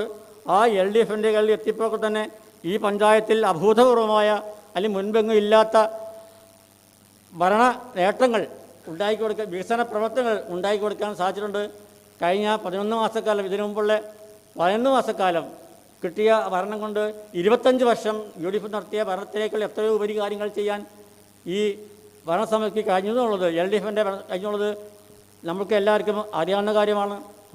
ഈ പഞ്ചായത്ത് ഭരണം LDFന് കിട്ടുകയും ഞാൻ അതിന് ഭാഗമാക്കുവാനുള്ള സന്ദർഭം ഉണ്ടാകുകയും ചെയ്താൽ ഈ 14ാം വാർഡിൻ്റെ എല്ലാ പ്രവർത്തനങ്ങളും സർക്കാരിൽ നിന്ന്, പഞ്ചായത്തിൽ നിന്ന് കിട്ടുന്ന ആനുകൂല്യങ്ങൾ മുറക്കി വാങ്ങി എല്ലാ വികസന പ്രവർത്തനങ്ങളിലും ഭാഗമാക്കുവാൻ ഈ ആദരണീയരായ ഈ സമ്മതിയോടൊപ്പം ഞാനുണ്ടാകുമെന്ന് ഞാൻ നിങ്ങൾക്ക് ഉറപ്പ് തരുന്നു. അഴിമതി എൻ്റെ കൈകൊണ്ട് ഒരിക്കലും അംഗീകരിക്കുന്ന കാര്യങ്ങളല്ല. ഈ ഭരണസമിതി അങ്ങനെ ചെയ്താൽ ഞാൻ അതിനെ എതിർക്കുകയും ചെയ്യും. അതിന് അഴിമതിയുടെ ഒരു പോരാട്ടമായിട്ട് കൂടി ഞാൻ പ്രവർത്തന രംഗത്ത് ഉണ്ടാകുമെന്ന് പറഞ്ഞുകൊണ്ട് ഞാൻ എൻ്റെ കൊച്ചൊരുക്കുന്നു. പ്രിയ സമ്മതിദായകരെ, ഈ വരുന്ന തെരഞ്ഞെടുപ്പിൽ LDFന് ഞങ്ങൾ 3 പേരുണ്ട്. ഞാൻ AV സുകുമാരൻ, 4 സ്ഥാനാർത്ഥി LDF സ്ഥാനാർത്ഥികളായ എന്നെയും ബ്ലോക്ക് സ്ഥാനാർത്ഥിയായ ധന്യ ജോയിയെയും ജില്ലാ സ്ഥാനാർത്ഥിയായ ജാൻസി പല്ലസിനെയും വിജയിപ്പിക്കണമെന്ന് അഭ്യർത്ഥിച്ചുകൊണ്ട് ഞാൻ എൻ്റെ ആവശ്യപ്പെടുന്നു. നന്ദി, നമസ്കാരം. ഓക്കെ, സുകുമാരൻ മാസ്റ്റർ വളരെ മനോഹരമായി ഒരുങ്ങി വന്നു, കൃത്യമായിട്ട് അത് എല്ലാം അവതരിപ്പിച്ചു. വളരെ കൃത്യമായ ഒരു ദിശാബോധം അദ്ദേഹത്തിനുണ്ടെന്ന് വ്യക്തമാണ്. പ്രിയമുള്ളവരെ, 14ാം വാർഡിൻ്റെ സ്വതന്ത്ര സ്ഥാനാർത്ഥി OIOP എന്ന ഒരു ചെറിയ സംഘടനയുടെ, ചെറിയ സംഘടനയല്ല വലിയ സംഘടന, അതിൻ്റെ ഒരു പ്രവർത്തകനായി മത്സരിക്കുന്ന ശ്രീ ഫ്രാൻസിസ് ഏട്ടനെ തൻ്റെ വികസന സങ്കല്പങ്ങൾ പങ്കുവയ്ക്കാനായിട്ട് ഈ വേദിയിലേക്ക് സ്നേഹപൂർവ്വം ക്ഷണിക്കുന്നു.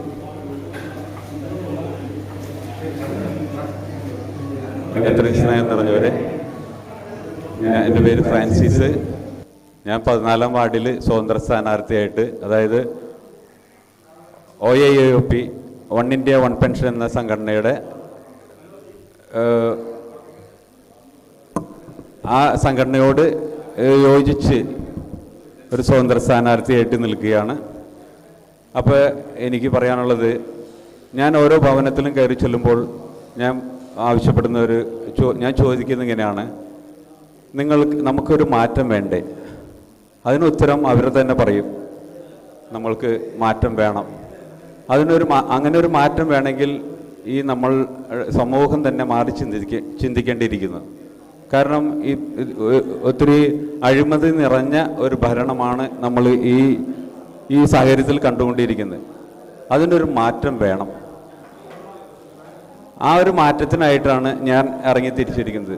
തീർച്ചയായിട്ടും എനിക്ക് പറയാൻ കഴിയും, ഞാൻ ജയിച്ചു വന്നാൽ എന്നാൽ കഴിയുന്ന രീതിയിൽ ഞാനിപ്പോൾ ആർക്കും ഒരു വാഗ്ദാനം കൊടുത്തിട്ടില്ല. ഞാൻ റോഡ് നന്നാക്കാം, തോട് നന്നാക്കാം, പാലം നന്നാക്കാം, പാലം പണിയാം, അതുപോലെ കുളങ്ങൾ ഇത് ചെയ്യാം. ഒരു വാഗ്ദാനം ഞാൻ ആർക്കും കൊടുക്കുന്നില്ല. പക്ഷേ തീർച്ചയായിട്ടും ഈ പഞ്ചായത്തിൽ അനുവദിക്കുന്ന 14-ാം വാർഡിലേക്ക് അനുവദിക്കുന്ന ഫണ്ട് 100% അത് വിനിയോഗിക്കാനായിട്ട് എന്നാൽ കഴിയുന്ന രീതിയിൽ പൂർണ്ണമായിട്ടും ഞാൻ അത് ചെയ്യും എന്നുള്ളൊരു ഉറപ്പ് എനിക്ക് കൊടുക്കാൻ കഴിയും. ഇപ്പം ഞാൻ ഞങ്ങളുടെ വാർഡിൽ ചെല്ലുമ്പോൾ പലരും എന്നോട് പറയുന്നൊരു കാര്യം, ഇത് കണ്ടോ, ഞങ്ങളുടെ വീട് കണ്ടോ, അതുപോലെ പല ആവശ്യങ്ങളും പലരും പറയുന്നുണ്ട്. പക്ഷേ അതെല്ലാം കണ്ടിട്ട് ഒരുപക്ഷെ ഞാൻ ജയിച്ചില്ലെങ്കിൽ പോലും ഞാൻ അതിനുവേണ്ടി ശ്രമിക്കുമെന്ന് ഞാൻ ഉറപ്പ് കൊടുത്ത് പലർക്കും ഉറപ്പ് കൊടുത്തു. തീർച്ചയായിട്ടും എന്നെ ജയിപ്പിച്ചാൽ തീർച്ചയായിട്ടും നല്ല രീതിയിൽ തന്നെ, ഞാൻ നേരത്തെ പറയുണ്ടായി, ഞാൻ ഒത്തിരി വർഷങ്ങളായിട്ട് ചാരിറ്റി പ്രവർത്തനവുമായിട്ട് ബന്ധപ്പെട്ട് പോകുന്നൊരു വ്യക്തിയാണ്. അതുകൊണ്ട് അത് തീർച്ചയായിട്ടും ഞാൻ ആ രീതിയിൽ എന്നാൽ കഴിയുന്ന രീതിയിൽ ഞാൻ അതുമായിട്ട് സഹകരിച്ച് ജനങ്ങൾക്ക് വേണ്ടി എന്തെങ്കിലും ചെയ്യണമെന്നുള്ള വലിയൊരു തീക്ഷ്ണമായൊരു ആഗ്രഹം എന്നിലുണ്ട്. അത് ഞാൻ വിനിയോഗിക്കാൻ ശ്രമിക്കും. അതിന് ഓരോ വോട്ടറുടെയും ഓരോ വോട്ടും എനിക്ക് വിലപ്പെട്ടതാണ്. എന്നെ ജയിപ്പിക്കണം. അതുപോലെ എനിക്ക് പറയാനുള്ളത്, ഞാൻ ജയിച്ചു വന്നാൽ ഒരു മനോഹരമായിട്ടൊരു പ്ലേ ഗ്രൗണ്ട് അത് ഇവിടെ ഉന്നയിക്കുകയുണ്ടായി. അപ്പോൾ അത് തീർച്ചയായിട്ടും അതിനുവേണ്ടി ഞാൻ ശ്രമിക്കും. ഉറപ്പ് എനിക്ക് പറയാൻ പറ്റും. കാരണം അതിനുള്ളൊരു ഫണ്ടും കാര്യങ്ങളൊക്കെ വരണം. എന്നാൽ അത് വരാനായിട്ട് അതിനൊരു ഫണ്ട് അനുവദിച്ചാൽ അത് നടപ്പാക്കാനായിട്ട് അതിൽ ആപ്സായി പോകാതെ ഞാൻ തീർച്ചയായിട്ടും ശ്രമിക്കും. ഇതിപ്പോൾ ഈ പ്ലേ ഗ്രൗണ്ടിൽ നിന്ന് മാത്രമല്ല, പലരും പല കാര്യങ്ങളും ഞാൻ വോട്ടഭ്യർത്ഥി ചെല്ലുമ്പോൾ പറയുന്നുണ്ട്. അതിന് എന്നാൽ കഴിയുന്ന രീതിയിൽ പൂർണ്ണമായി ഞാൻ അർപ്പിക്കപ്പെട്ടൊരു വ്യക്തിയാണ് ഞാൻ.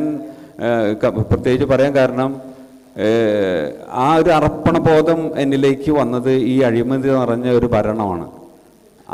അതുകൊണ്ട് എനിക്ക് തീർച്ചയായിട്ടും ഈ ഒരു അഴിമതി ഭരണത്തിൽ നിന്ന് ഒരു മോചനം വേണമെന്ന് ആഗ്രഹിച്ചാണ് ഞാൻ നിൽക്കുന്നത്.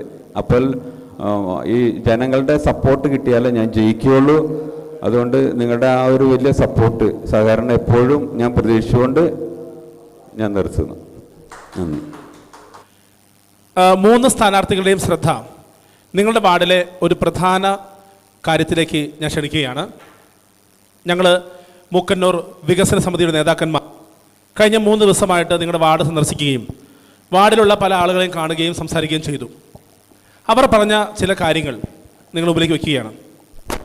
അതിലൊന്നാമത്തെ കാര്യം ഇതാണ്: പറമ്പയം ചിറ എന്ന് പറയുന്ന ഒരു വലിയ ചിറ നിങ്ങളുടെ വാർഡിലുണ്ട്. വാർഡ് 14-ൻ്റെ എല്ലാ ജലസേചന പരിപാടികൾക്കും മുതൽക്കൂട്ടാകുന്ന ആ ചിറയുടെ ഇപ്പോഴത്തെ അവസ്ഥ വളരെ ശോചനീയമാണ്. ഈ ചിറയുടെ ഒരു ഭാഗം മൂക്കന്നൂർ പഞ്ചായത്തും ഒരു കരഭാഗം കറുകുറ്റി വില്ലേജുമാണ്. ഇപ്പോൾ സാർ ശരിയാണോ? പഞ്ചായത്താണ്. ഇതിൻ്റെ കരഭാഗത്തിൻ്റെ ഏതാണ്ട് 90% ഇപ്പോൾ അവിടെയുള്ള ആളുകൾ പുറമ്പോക്ക് കയ്യേറി അവരുടെ കൃഷിയിടമാണ് മാറ്റിയിരിക്കുന്നു.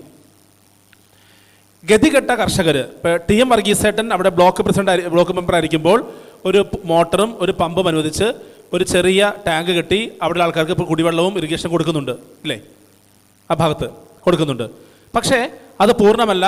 അവിടുത്തെ ആളുകൾ കുടിവെള്ളം ലഭിക്കാത്തത് കൊണ്ട് അവിടുത്തെ ആളുകൾ ഇപ്പോൾ ആ വെള്ളം, ആ ചിറയിലെ വെള്ളം തന്നെ തിളപ്പിച്ചാറ്റി കുടിക്കാൻ ഉപയോഗിക്കുന്നുണ്ട്. മെയിൻ കനാൽ കടന്നു പോകുന്ന ഒരു പ്രദേശമാണ്, കാലടി മെയിൻ കനാൽ കടന്ന പ്രദേശമാണ്. എന്നിട്ട് കൂടി അവിടെയുള്ള കിണറുകൾ വെള്ളമില്ല. ഞാൻ ആ ഭാഗത്ത് നിന്ന് എന്നോട് പല ആളുകളും വളരെ മോശമായിട്ട് സംസാരിച്ചു. ഇവിടെ മാറി മാറി വരുന്ന വാർഡ് മെമ്പർമാർ അപ്പുറത്തെ ഇപ്പുറത്തെ, അതിൻ്റെ പേര് പറഞ്ഞില്ല, അപ്പുറത്തൊരു വാർഡ് മെമ്പർ ഇപ്പുറത്തൊരു വാർഡ് മെമ്പറുണ്ട്, കറുകുറ്റി പഞ്ചായത്ത് വാർഡ് മെമ്പറുണ്ട്. ഇവർക്കൊന്നും ഇതിന് യാതൊരു താല്പര്യമില്ല. ഇവിടെ വളരെ കാലങ്ങളാണ് ഞങ്ങൾ അഭ്യർത്ഥനയാണിത് എന്ന് പറഞ്ഞ് വളരെ ഇമോഷണലായിട്ട് സംസാരിക്കുകയുണ്ടായി. ഈ വിഷയത്തിലേക്ക് നിങ്ങൾ 3 മുന്നണിയുടെയും അഭിപ്രായം അറിഞ്ഞാൽ കൊള്ളാമെന്നുള്ള ആഗ്രഹം ഞങ്ങൾക്കുണ്ട്. തീർച്ചയായിട്ടും അവസരം തരും. രണ്ടാമത്തെ കാര്യം, ഇപ്പോൾ അവിടെ ഞാൻ പറഞ്ഞു, ഒന്ന് കുറിച്ച് നോക്കിട്ടോ, അവിടെ പൊതുവായിട്ട് പറഞ്ഞൊരു പ്രശ്നം ഞാൻ പറഞ്ഞില്ലേ, കുടിവെള്ള പ്രശ്നമാണ്. അത് വീണ്ടും പറയാൻ കാരണം, ഒരു സമൂഹത്തിൽ ഒരു ജനതയ്ക്ക് ഏറ്റവും ആദ്യം വേണ്ട ബേസിക് നീഡാണ് ശുദ്ധമായ വെള്ളം എന്ന് പറയുന്നത്. നമ്മൾ എത്ര ഡെവലപ്പ് ചെയ്തിട്ടും, മൂക്കന്നൂർ ഇത്രയും ഡെവലപ്ഡ് ആയിട്ടും മൂക്കന്നൂരിൻ്റെ വടക്കൻ പ്രദേശങ്ങളിൽ കുടിവെള്ളമില്ലാത്ത സ്ഥലമുണ്ടെന്ന് പറയുമ്പോൾ നാം ഇപ്പോഴും ഒരു കാളവണ്ടി യുഗത്തിലേക്ക് തിരിച്ചു പോയിക്കൊണ്ടിരിക്കുകയാണ്. പറയാതെ വയ്യ. അപ്പോൾ ജനങ്ങൾ അത്രയ്ക്ക് അസ്വസ്ഥരാണ്. അവർ പറഞ്ഞ കാര്യം ഇതാണ്, പാറ്റാഞ്ചേരി മുടിയിൽ നിന്നും ഇപ്പോൾ ഡ്രിങ്കിങ് വാട്ടർ സപ്ലൈ ചെയ്യുന്നുണ്ട്. ഞാൻ പറഞ്ഞത് ശരിയാണെങ്കിൽ, ശരിയാണോ സാറേ? പാട്ടാഞ്ചേരി ഉണ്ട്. പക്ഷേ അത് പലപ്പോഴും മുടങ്ങുന്നു, വെള്ളം ലഭിക്കുന്നില്ല, പൈപ്പുകൾ പൊട്ടുന്നു. പൈപ്പുകൾ പൊട്ടാൻ കാരണം ടിപ്പറാന്ന് പറയുന്നു. ഇപ്പോൾ ഇന്ന് രാവിലെ പോലും കുഴുക്കാരൻ കവലയ്ക്ക് നിന്ന് പറമ്പേ പള്ളിക്ക് പോകുന്ന മെയിൻ റോഡിൽ വെള്ളം ഒഴുകുന്നുണ്ട്. ഇന്ന് രാവിലെ ഒഴുകുന്നുണ്ട്. അതിൻ്റെ ഫോട്ടോ എൻ്റെ മൊബൈലിലുണ്ട്. അപ്പോൾ കുടിവെള്ളം ഒരു സ്ഥലത്ത് കിട്ടാതിരിക്കുമ്പോൾ മറുവശത്ത് പാഴായി പോകുന്നുണ്ട്. ഈ 2 കാര്യങ്ങളിൽ പ്രിയപ്പെട്ട 3 സ്ഥാനാർത്ഥികളും നിങ്ങളുടെ മുന്നണിയുടെ അഭിപ്രായം വ്യക്തിപരമായി, നിങ്ങൾ ജയിച്ചാലും ഇല്ലെങ്കിലും അത് അടുത്ത കാര്യമാണ്, നിങ്ങൾക്ക് എന്ത് ചെയ്യാൻ കഴിയും? 1 ചിറ, 2 പട്ടാഞ്ചേരി നമ്മുടെ മുടിയിലുള്ള ജലസേന പദ്ധതി. ആദ്യം സുകുമാരൻ സാർ ആരംഭിച്ചോ. മൈക്ക് എടുത്തോ, ഇരുന്ന് പറഞ്ഞോ മതി സാറേ.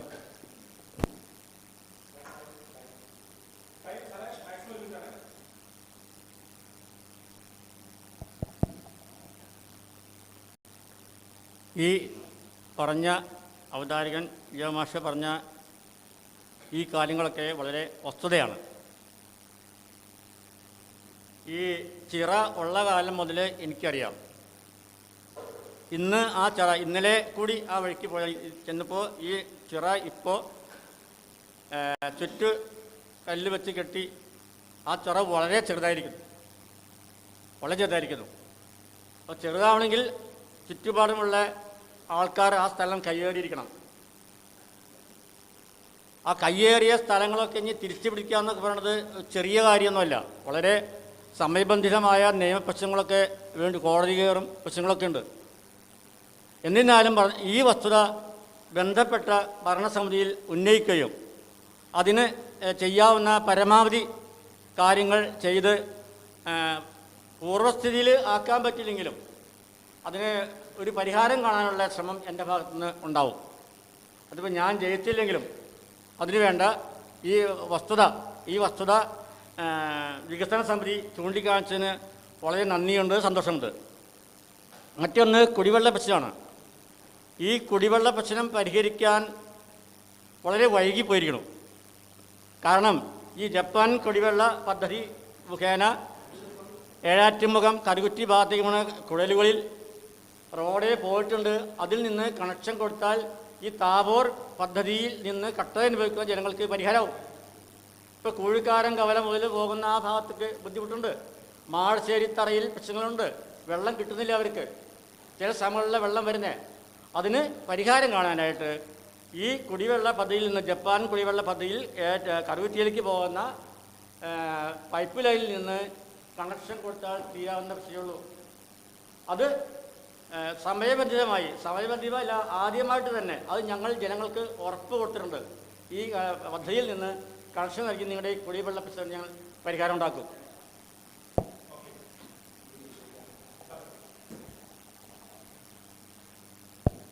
എൻ്റെ ഒരു അഭിപ്രായം പറയുകയാണെങ്കിൽ, ഇതുപോലെ നമ്മുടെ 14-ാം വാർഡിൽ ഒരു ചിറ കിടക്കുന്ന സാഹചര്യത്തിൽ നമുക്ക് എല്ലാവർക്കും ഉപയോഗിക്കേണ്ടി വരുന്നൊരു ചിറയാണ്. ഇത്രയും കാലമായിട്ടും നമുക്ക് ആ ഒരു ചിറയെക്കുറിച്ച് ചിന്തിക്കാൻ നമ്മുടെ മുൻ ഭരണാധികാരികൾക്ക് വരെ സാധിച്ചിട്ടില്ല എന്നാണ് അതിൻ്റെ സത്യാവസ്ഥ. അതൊരു അനാസ്ഥയായിട്ടാണ് ഞാൻ കാണുന്നത്. ഇതിന് പൂർവികമായിട്ട് കിടക്കുന്ന ചിറയാണെങ്കിലും പല പല ഫണ്ടുകളും നമുക്ക് ചിറയ്ക്ക് വേണ്ടി വരുന്നുണ്ട്. എന്തെല്ലാം കാര്യങ്ങൾ നമ്മൾ ആവശ്യമില്ലാത്ത കാര്യങ്ങളിലേക്ക് ഏർപ്പെട്ട് ഫണ്ടുകൾ ലാപ്സാക്കുന്നു. അതുപോലെ നമ്മൾ ചെന്ന് കയറി സംസാരിച്ച് ചിറയെക്കുറിച്ച് പുനഃപ്രവർത്തനത്തിന് വേണ്ട പ്രവർത്തനങ്ങൾ പ്രവർത്തിക്കാൻ ഇന്നിപ്പോൾ നമ്മുടെ പഞ്ചായത്ത് ഭരണസമിതികൾക്ക് സാധിക്കണം. അത് ഞാനിപ്പോൾ ചുരുക്കി പറയാം, അതൊരു അനാസ്ഥയാണ്. ഇനിയുള്ള ഒരു വരും കാലങ്ങളിലാണെങ്കിലും ഞാനിപ്പോൾ NDA സ്ഥാനാർത്ഥിയായതുകൊണ്ട് മാത്രം പറയുന്നതല്ല, 14-ാം വാർഡിൽ എന്ത് സംഭവങ്ങളുണ്ടെങ്കിലും നമുക്ക് ഓടിച്ചെന്ന് അത് പ്രവൃത്തിരഹിതമാക്കാനായിട്ട് ഞങ്ങൾ എന്നും കൂടെ ഉണ്ടാവും. ഇത് നമ്മൾ ചെറിയ കാര്യത്തിലേക്ക് എടുക്കരുത്, വലിയൊരു രീതിയായിട്ട് മാറ്റി പുനഃപ്രവർത്തനം വേണം. അതുപോലെ തന്നെ കുടിവെള്ളം എല്ലാവർക്കും അത്യാവശ്യമാണ്. എത്രയും പെട്ടെന്ന് ഈ കുടിവെള്ളം കൂടി എത്തിക്കാനുള്ള സംവിധാനം നമ്മൾ ഏർപ്പെടുത്തണം. അതാണ് അഭിപ്രായം. രണ്ട് വിഷയങ്ങളാണ് വികസന സമിതിയുടെ മുമ്പിൽ ഈ വാർഡുമായി ബന്ധപ്പെട്ട് വന്നിട്ടുള്ളത്. ജനങ്ങളിൽ നിന്നും വന്നിട്ടുള്ള രണ്ട് വിഷയങ്ങൾ. ഒന്ന് പറമ്പയും ചിറയെ സംബന്ധിച്ച് അതിൻ്റെ പുനരുദ്ധാരണവുമായി ബന്ധപ്പെട്ടുകൊണ്ടുള്ള കാര്യങ്ങളാണ്. മറ്റൊന്ന് ജനങ്ങളുടെ കുടിവെള്ള പ്രശ്നവുമായി ബന്ധപ്പെട്ട സംഗതികളാണ്. ഇതിൽ രണ്ട് സ്ഥാനാർത്ഥികൾ ആ ചിറയെ സംബന്ധിച്ച് സംസാരിച്ചു. കഴിഞ്ഞ കാലങ്ങളിൽ ആ ചിറയിൽ ഒരു പുനരുദ്ധാരണ പ്രവർത്തനവും നടന്നില്ല എന്ന് പറയുന്നത് ശരിയല്ല. ബഹുമാനിയായ ശ്രീമതി ലിസി ആൻ്റണി ജില്ലാ പഞ്ചായത്ത് മെമ്പറായിരിക്കുമ്പോൾ ഇന്ന് കാണുന്ന ചിറയുടെ ചുറ്റും മതിലുകൾ തീർത്ത് പണി തീർത്തത് അദ്ദേഹത്തിൻ്റെ കാലത്താണ്. ഒരു കാര്യം അറിഞ്ഞിരിക്കുക, സംസാരിച്ച ഇപ്പോൾ മത്സരിക്കുന്ന സ്ഥാനാർത്ഥികൾക്ക് അറിയാത്തതായ ഒരു വസ്തുത പറയാം. ഇത് ഒരു സാങ്കേതിക നിയമപ്രശ്നം ആയിട്ടെടുക്കേണ്ട ചിറയാണ്. കാരണം ഈ ചിറയുടെ ഒരു ഭാഗം മാത്രമാണ് മൂക്കന്നൂർ പഞ്ചായത്തിൻ്റെ അരികായിട്ടുള്ളത്. ബാക്കി 3 സൈഡുകളും കറുകുറ്റി ഗ്രാമപഞ്ചായത്തിൻ്റെ അതിരുകളാണ്. അപ്പോൾ ഇത് ഒരു പഞ്ചായത്തിന് ഒറ്റയ്ക്ക് അതിൻ്റെ കാര്യങ്ങൾ ചെയ്യുക എന്നുള്ളത് നിയമസാങ്കേതിക പ്രശ്നമാണ്. അതുകൊണ്ടാണ് ഈ ചിറയുടെ നിർമ്മാണ പ്രവർത്തനങ്ങൾ ജില്ലാ പഞ്ചായത്തിനെ കൊണ്ട് ചെയ്യിച്ച് ഇതിനു മുമ്പ് 2 പ്രാവശ്യങ്ങളിൽ നടത്തിയിട്ടുള്ളത്. അത് ബഹുമാനപ്പെട്ട നമ്മുടെ സഹപ്രവർത്തകർ അറിഞ്ഞിരിക്കുക. അതനുസരിച്ച് നമുക്കതിൻ്റെ കാര്യങ്ങൾ പുനരുദ്ധാരണ പ്രവർത്തനങ്ങൾ ചെയ്യുവാൻ സാധിക്കും. തീർച്ചയായും നമുക്ക് ത്രിതല പഞ്ചായത്ത് തിരഞ്ഞെടുപ്പാണല്ലോ നടക്കുന്നത്. ബ്ലോക്ക് പഞ്ചായത്തും ജില്ലാ പഞ്ചായത്തും അതിൻ്റെ ഫണ്ടിങ് കാര്യങ്ങളിൽ തീർച്ചയായും ഗ്രാമപഞ്ചായത്തും അതിനെ സംയോജിത പദ്ധതിയാക്കിക്കൊണ്ട് മനസ്സിലാക്കുക. ജില്ലാ പഞ്ചായത്തിനും ബ്ലോക്ക് പഞ്ചായത്തിനും ഗ്രാമപഞ്ചായത്തിനും സംയോജിത ഫണ്ടിലൂടെ അവിടെ പ്രോജക്റ്റുകൾ വയ്ക്കുവാൻ കഴിയും. അപ്പോൾ അതിൽ സംയോജിത പ്രോജക്റ്റ് ആക്കുന്നത് 2 പഞ്ചായത്തുകൾ അതിരുകൾ പങ്കിടുന്ന ഒരു ചിറയായതുകൊണ്ട് മാത്രമാണ്. അപ്പോൾ അത്തരത്തിൽ ആ ചിറ തീർച്ചയായും നമുക്കിപ്പോൾ കാണാൻ കഴിയുന്നത് നമ്മുടെ കേന്ദ്രത്തിൻ്റെയും സംസ്ഥാന ഗവൺമെൻറ്റിൻ്റെയും ഒക്കെ ഇപ്പോഴത്തെ ഉൾനാടൻ ജലാശയങ്ങൾ സംരക്ഷിക്കുക എന്നതിൻ്റെ ഭാഗമായി ഇതുപോലെ ചിറകൾ കെട്ടി സംരക്ഷിച്ച് അതിൽ പടവുകൾ കെട്ടി നടകൾ പോലുള്ള അതിലേക്ക് ഇറങ്ങിച്ചെല്ലുവാൻ നടകൾ ഉൾപ്പെടെയുള്ള സംവിധാനങ്ങൾ ഏർപ്പെടുത്തി അതിൽ അത്യാവശ്യം നീന്തലിന് വരെ പരിശീലിക്കാൻ കഴിയുന്ന തരത്തിലേക്ക് സംരക്ഷിക്കുന്ന പദ്ധതികളുണ്ട്. ആ പദ്ധതികൾ ജില്ലാ പഞ്ചായത്തിൻ്റെ ഇതുമായി ബന്ധപ്പെട്ടുകൊണ്ട് സംയോജിത പദ്ധതിയിൽ ഗ്രാമപഞ്ചായത്തിനെയും ഭാഗഭാക്കാക്കിക്കൊണ്ട് ചെയ്യുന്നതിനുള്ള കാര്യം ഞാൻ വിജയിച്ചാൽ അത് സാധ്യമാക്കും എന്ന് ഈ അവസരത്തിൽ ഈ ബഹുമാന്യരായ വികസന സമിതിയെയും ആ വാർഡിലെ അംഗങ്ങളെയും അറിയിക്കുവാൻ. വിജയിച്ചില്ലെങ്കിലും നടപ്പിലാക്കില്ലേ? വിജയിച്ചില്ലെങ്കിലും ഇല്ലെങ്കിലും വിജയിച്ചാലും വിജയിച്ചില്ലെങ്കിലും അതുപോലെ തന്നെ അതിനുള്ള ഫണ്ടിങ് കണ്ടെത്തുന്നതിന് സംയോജിതമായി തന്നെ ചെയ്യാൻ കഴിയും. അതാണ് അതിൻ്റെ നിയമ സാങ്കേതിക വിഷയം. അത് നമ്മുടെ സഹപ്രവർത്തകരും എല്ലാവരും മനസ്സിലാക്കിയിരിക്കുക. മറ്റൊന്ന് കുടിവെള്ള വിഷയമാണ്. കുടിവെള്ള വിഷയത്തെ സംബന്ധിച്ചിടത്തോളം ഞാൻ ഇതിനു മുമ്പ് പഞ്ചായത്ത് പ്രസിഡൻ്റായിരിക്കുമ്പോൾ നമ്മുടെ ഈ താബോർ കുടിവെള്ള പദ്ധതിയുമായി ബന്ധപ്പെട്ടുകൊണ്ടാണ് 14-ാം വാർഡ്, 1-ാം വാർഡ്, 2-ാം വാർഡ്, 3-ാം വാർഡ് ഈ 4 വാർഡുകളിലെ പ്രദേശങ്ങളിൽ 1000-ൽ പരം കുടിവെള്ള കണക്ഷനുകളുള്ള ഒരു പദ്ധതിയാണ് താബോർ കുടിവെള്ള പദ്ധതി. അത് നമ്മുടെ സംസ്ഥാന ഗവൺമെൻറ്റിൻ്റെ വാട്ടർ അതോറിറ്റിയാണ് അത് വഹിക്കുന്നത്. നമ്മുടെ സുകുമാരൻ മാസ്റ്റർ പറഞ്ഞല്ലോ കാര്യങ്ങളൊക്കെയും ചെയ്യുന്നതിന് എല്ലാവിധ സഹകരണവും ഉണ്ടാവുമെന്ന്. തീർച്ചയായും ഞാൻ അദ്ദേഹത്തോട് പറയുക, ഇന്ന് സംസ്ഥാനം ഭരിക്കുന്നത് ഇടത് ഗവൺമെൻറ്റാണ്. അദ്ദേഹം പ്രതിനിധാനം ചെയ്യുന്ന ആ രാഷ്ട്രീയ സംവിധാനത്തിൻ്റെ ഗവൺമെൻറ്റാണ്. ആ ഗവൺമെൻറ്റിൻ്റെ ഇച്ഛാശക്തി അതിലുണ്ടായിരുന്നുവെങ്കിൽ തീർച്ചയായും അവിടെ ഇപ്പോൾ ഓർക്കുക അതിൻ്റെ പൈപ്പ് ലൈനുകൾ കുറേ ഭാഗം ഞാൻ പഞ്ചായത്ത് പ്രസിഡൻ്റായിരിക്കുമ്പോൾ ഇതിൻ്റെ ഈ വെള്ളം എടുക്കുന്ന കിണർ മുതൽ താബോർ വരെയുള്ള പൈപ്പ് ലൈൻ മാറ്റി സ്ഥാപിച്ചിട്ടുള്ളതാണ്, പുതിയ പൈപ്പ് ലൈൻ ഇട്ടിട്ടുള്ളതാണ്. ഇനി ശേഷിക്കുന്ന ഭാഗം പൈപ്പ് ലൈൻ ഇടുന്നത് ആണ് നടക്കേണ്ടത്. അപ്പോൾ ലീക്കേജ് മാറും. ഈ പറയുന്ന പറമ്പത്ത് നിന്നും കൂടിക്കാരം കവല റോഡിലേക്കുള്ള ഈ ലീക്കേജ് എന്ന് പറയുന്നത് അവിടെ പൈപ്പുകൾ അറ്റകുറ്റപ്പണി പോരാ, പൂർണ്ണമായും മാറ്റണം. അതിന് ഒരു കാര്യം മനസ്സിലാക്കുക, റോജി എം ജോൺ MLA ആസ്തി വികസന ഫണ്ടിൽ പെടുത്തി അതിൻ്റെ കുളം ഉൾപ്പെടെ, അതിൻ്റെ ആ കിണർ ജലസംഭരണി ഉൾപ്പെടെ, അതിൻ്റെ വാട്ടർ ടാങ്ക്, ഇപ്പോൾ അതിൻ്റെ ഓവർഹെഡ് വാട്ടർ ടാങ്ക് ഇപ്പോൾ കേടുപാടുകൾ, പാറമട ഇവിടെയൊക്കെ പ്രവർത്തനം കൊണ്ട് ചലനമുണ്ടായി അതിൻ്റെ ബീമുകളും അതിൻ്റെ ഓവർഹെഡ് ടാങ്കും വിണ്ട് കയറിയിരിക്കുക.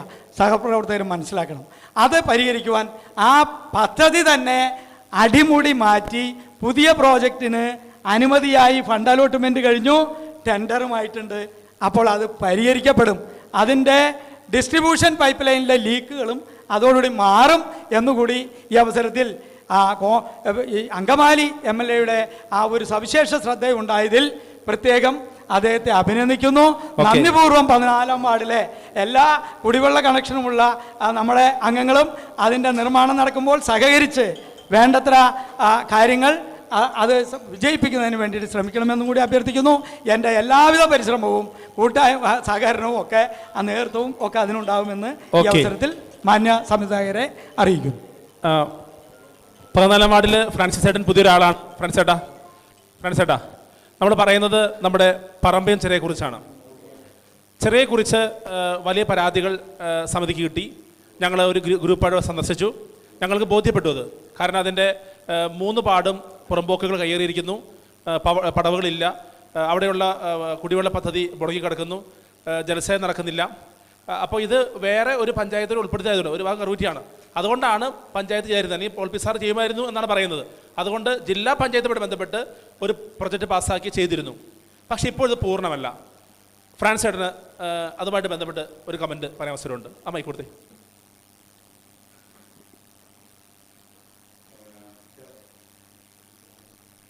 ചെറയെക്കുറിച്ച് പറയുകയാണെങ്കിൽ, ചെറ ഞാൻ പലവട്ടം കണ്ടിട്ടുള്ളൊരു ചെറയാണ്. വളരെ മനോഹരമായൊരു ചെറയാണ്.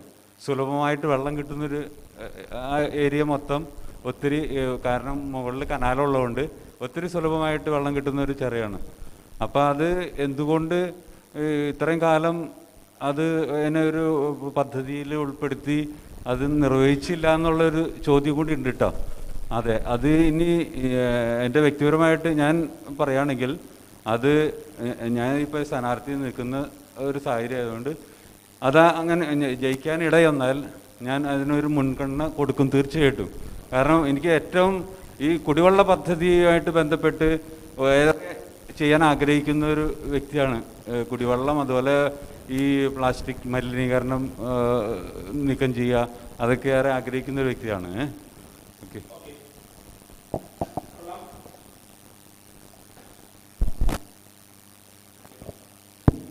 ഹലോ. അടുത്തൊരു ഇഷ്യൂ ഞങ്ങൾക്ക് കിട്ടിയത്, ഞങ്ങളുടെ വികസന സമിതി അവിടെ നടത്തിയ വിസിറ്റിൽ രണ്ടാമത് വളരെ നിശബ്ദമായി എന്നാൽ വളരെ പേടിയോടെ ഭയത്തോടെ സംസാരിച്ച കാര്യമാണ്.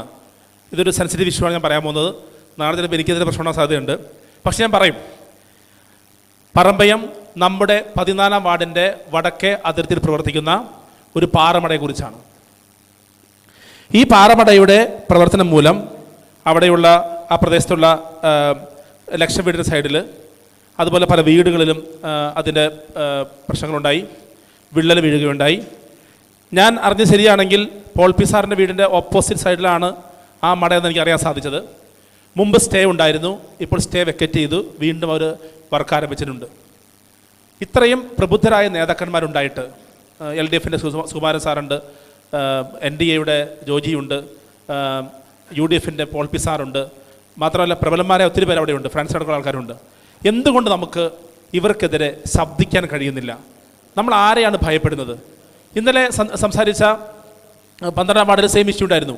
അവിടുത്തെ വാർഡ് മെമ്പർമാർ പറഞ്ഞത്, PL പോളസൻ പറഞ്ഞ ഇങ്ങനെയാണ്, അവിടെ പൂട്ടിയ ഒരു ക്വാറിയും തുറക്കില്ല, തൽസ്ഥിതി തുടരും. താബോർ പള്ളിയുടെ കീഴിലുള്ള താബോർ മേട്ടിലെ ഒരു ക്വാറിയും തുറക്കാൻ സമ്മതിക്കില്ല എന്ന് ഇവിടെ വന്ന 3 പേരും പ്രഖ്യാപിച്ചു. PV മോഹൻചന്ദ് അടക്കമുള്ളവർ. ഞങ്ങൾ നിങ്ങളെ വെല്ലുവിളിക്കുകയാണ്. നിങ്ങൾക്ക് എന്താണ് ഇതിൽ പറയാനുള്ളത്? ചേട്ടൻ പറഞ്ഞു. പാറമടയുടെ കാര്യം പറയുകയാണെങ്കിൽ, ഞാൻ ഇതിനൊക്കെ നമുക്ക് കല്ല് സാധനങ്ങളൊക്കെ വേണം, മെറ്റലും സാധനങ്ങളൊക്കെ വേണം. പക്ഷേ ഈ പ്രകൃതിയെ ഉപദ്രവിച്ചിട്ടുള്ള മീൻസ് അവിടെ ഒത്തിരിയേറെ വീടുകളൊക്കെ ഉണ്ട്. അതിനോട് എനിക്ക് വ്യക്തിപരമായിട്ട് എനിക്ക് താല്പര്യമില്ല. അപ്പം അത് ഇതിനെക്കുറിച്ച് എനിക്ക് കൂടുതലായിട്ട് അറിയില്ല. അത് പഠിച്ചതിന് ശേഷം നമുക്ക് എന്തെങ്കിലും ചെയ്യാൻ പറ്റുമെങ്കിൽ തീർച്ചയായിട്ടും ചെയ്യും കേട്ടോ.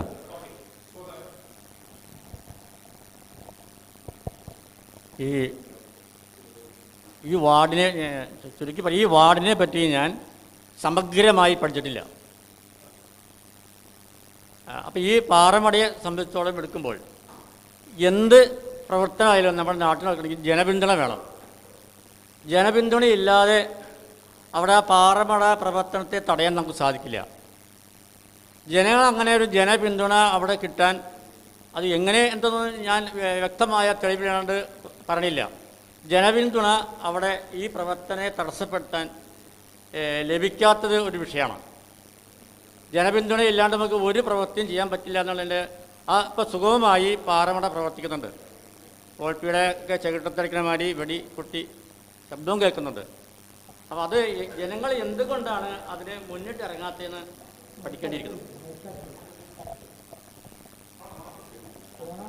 പഠിക്കേണ്ടിയിരിക്കുന്നു. അപ്പോൾ ജനങ്ങളെ കാര്യങ്ങൾ ബോധവൽക്കരിക്കണം. ഇതുകൊണ്ട് ഉണ്ടാവുന്ന ദൂഷ്യങ്ങൾ അവർ അനുഭവിച്ചുകൊണ്ടിരിക്കുന്നത് പരിസ്ഥിതി മലിനീകരണം, ഇതൊക്കെ ജനങ്ങളെ ബോധവൽക്കരിപ്പിച്ച് സംഘടിപ്പിച്ച് വേണം മുന്നോട്ട് കൊണ്ടുവരാൻ. ഞാൻ കൂട്ടിച്ചേർക്കട്ടെ, ഈ ക്വാറി നിർത്താൻ ആരും ആവശ്യപ്പെടുന്നില്ല. അവർ പറയുന്നത് ഇതിൻ്റെ സ്ഫോടനത്തിന്, എക്സ്പ്ലോഷന് എന്തൊക്കെയോ മാനദണ്ഡങ്ങളുണ്ട്. ഇത്ര അളവിലുള്ള എക്സ്പ്ലോഷൻ ഉപയോഗിക്കണം, ആ എക്സ്പ്ലോഷൻ നടക്കുമ്പോൾ ഇന്ന കാര്യങ്ങൾ ശ്രദ്ധിക്കേണ്ടതുണ്ട്. പക്ഷെ ഞാൻ കേട്ടത് ശരിയാണെങ്കിൽ ഒരേ സമയത്ത് ചെയിൻ ആയിട്ടാണ് അവിടെ ബോംബിങ് നടക്കുന്നത്. എൻ്റെ അറിവ് ശരിയാണെങ്കിൽ. അങ്ങനെ എനിക്കറിയില്ല, ഞാനത് ഞാൻ കണ്ടിട്ടില്ല. അവിടുത്തെ ആൾ പറയുന്നത് അങ്ങനെയാണ്. അപ്പോൾ അതുകൊണ്ട് അങ്ങനെ അവർക്ക് പൂട്ടാനാരും പറയുന്നില്ല. ഇത് മാന്യമായിട്ട് പ്രവർത്തിക്കാനും കുഴപ്പമില്ല, പക്ഷേ അവർക്ക് ഒരു ത്രെറ്റായിട്ടാണ് പറഞ്ഞത്. അപ്പോൾ അതുകൊണ്ട് നമ്മൾ ഇടപെട്ടാലൊരു പക്ഷേ ആ രീതിയിൽ വരാൻ സാധ്യതയുണ്ട്. ഓക്കെ. ഈ പാറമടയെക്കുറിച്ച് പറയുകയാണെങ്കിൽ എൻ്റെ ഒരു അഭിപ്രായം വ്യക്തിപരമായിട്ടാണ് ഞാൻ പറയുന്നത്, രാഷ്ട്രീയപരമായിട്ട് പറയുന്നതല്ല. ഇതിൽ നമുക്ക് ഞാൻ പറയാമെന്ന് വെച്ചിട്ടുണ്ടെങ്കിൽ പകുതി പേര് ഉപജീവനമാർഗമായിട്ട് നടക്കുന്നവരുണ്ട്, പകുതി പേര് ഇതിന് ബിസിനസ്സായിട്ട് നടക്കുന്നവരുണ്ട്. അപ്പോൾ അതിൻ്റെ പേരിൽ ഇത് നമ്മൾ മൊത്തം മുക്കുന്നൂർ പഞ്ചായത്തോ അല്ലെങ്കിൽ സൂക്ഷ്മമായ ഒരു പരിശോധന നടത്തി അതിനെ എന്താ ചെയ്യേണ്ടതെന്നുള്ള രീതിയിലേക്കാണ് വരേണ്ടതെന്നാണ് എൻ്റെ അഭിപ്രായം. വളരെ ആർക്കും നമുക്ക് ഇപ്പോൾ ഞാൻ ആർക്കും ഒരു വിദേശമായിട്ട് പറയുന്നതല്ല, എൻ്റെ ഒരു അഭിപ്രായം പറയുന്നതുള്ളൂ.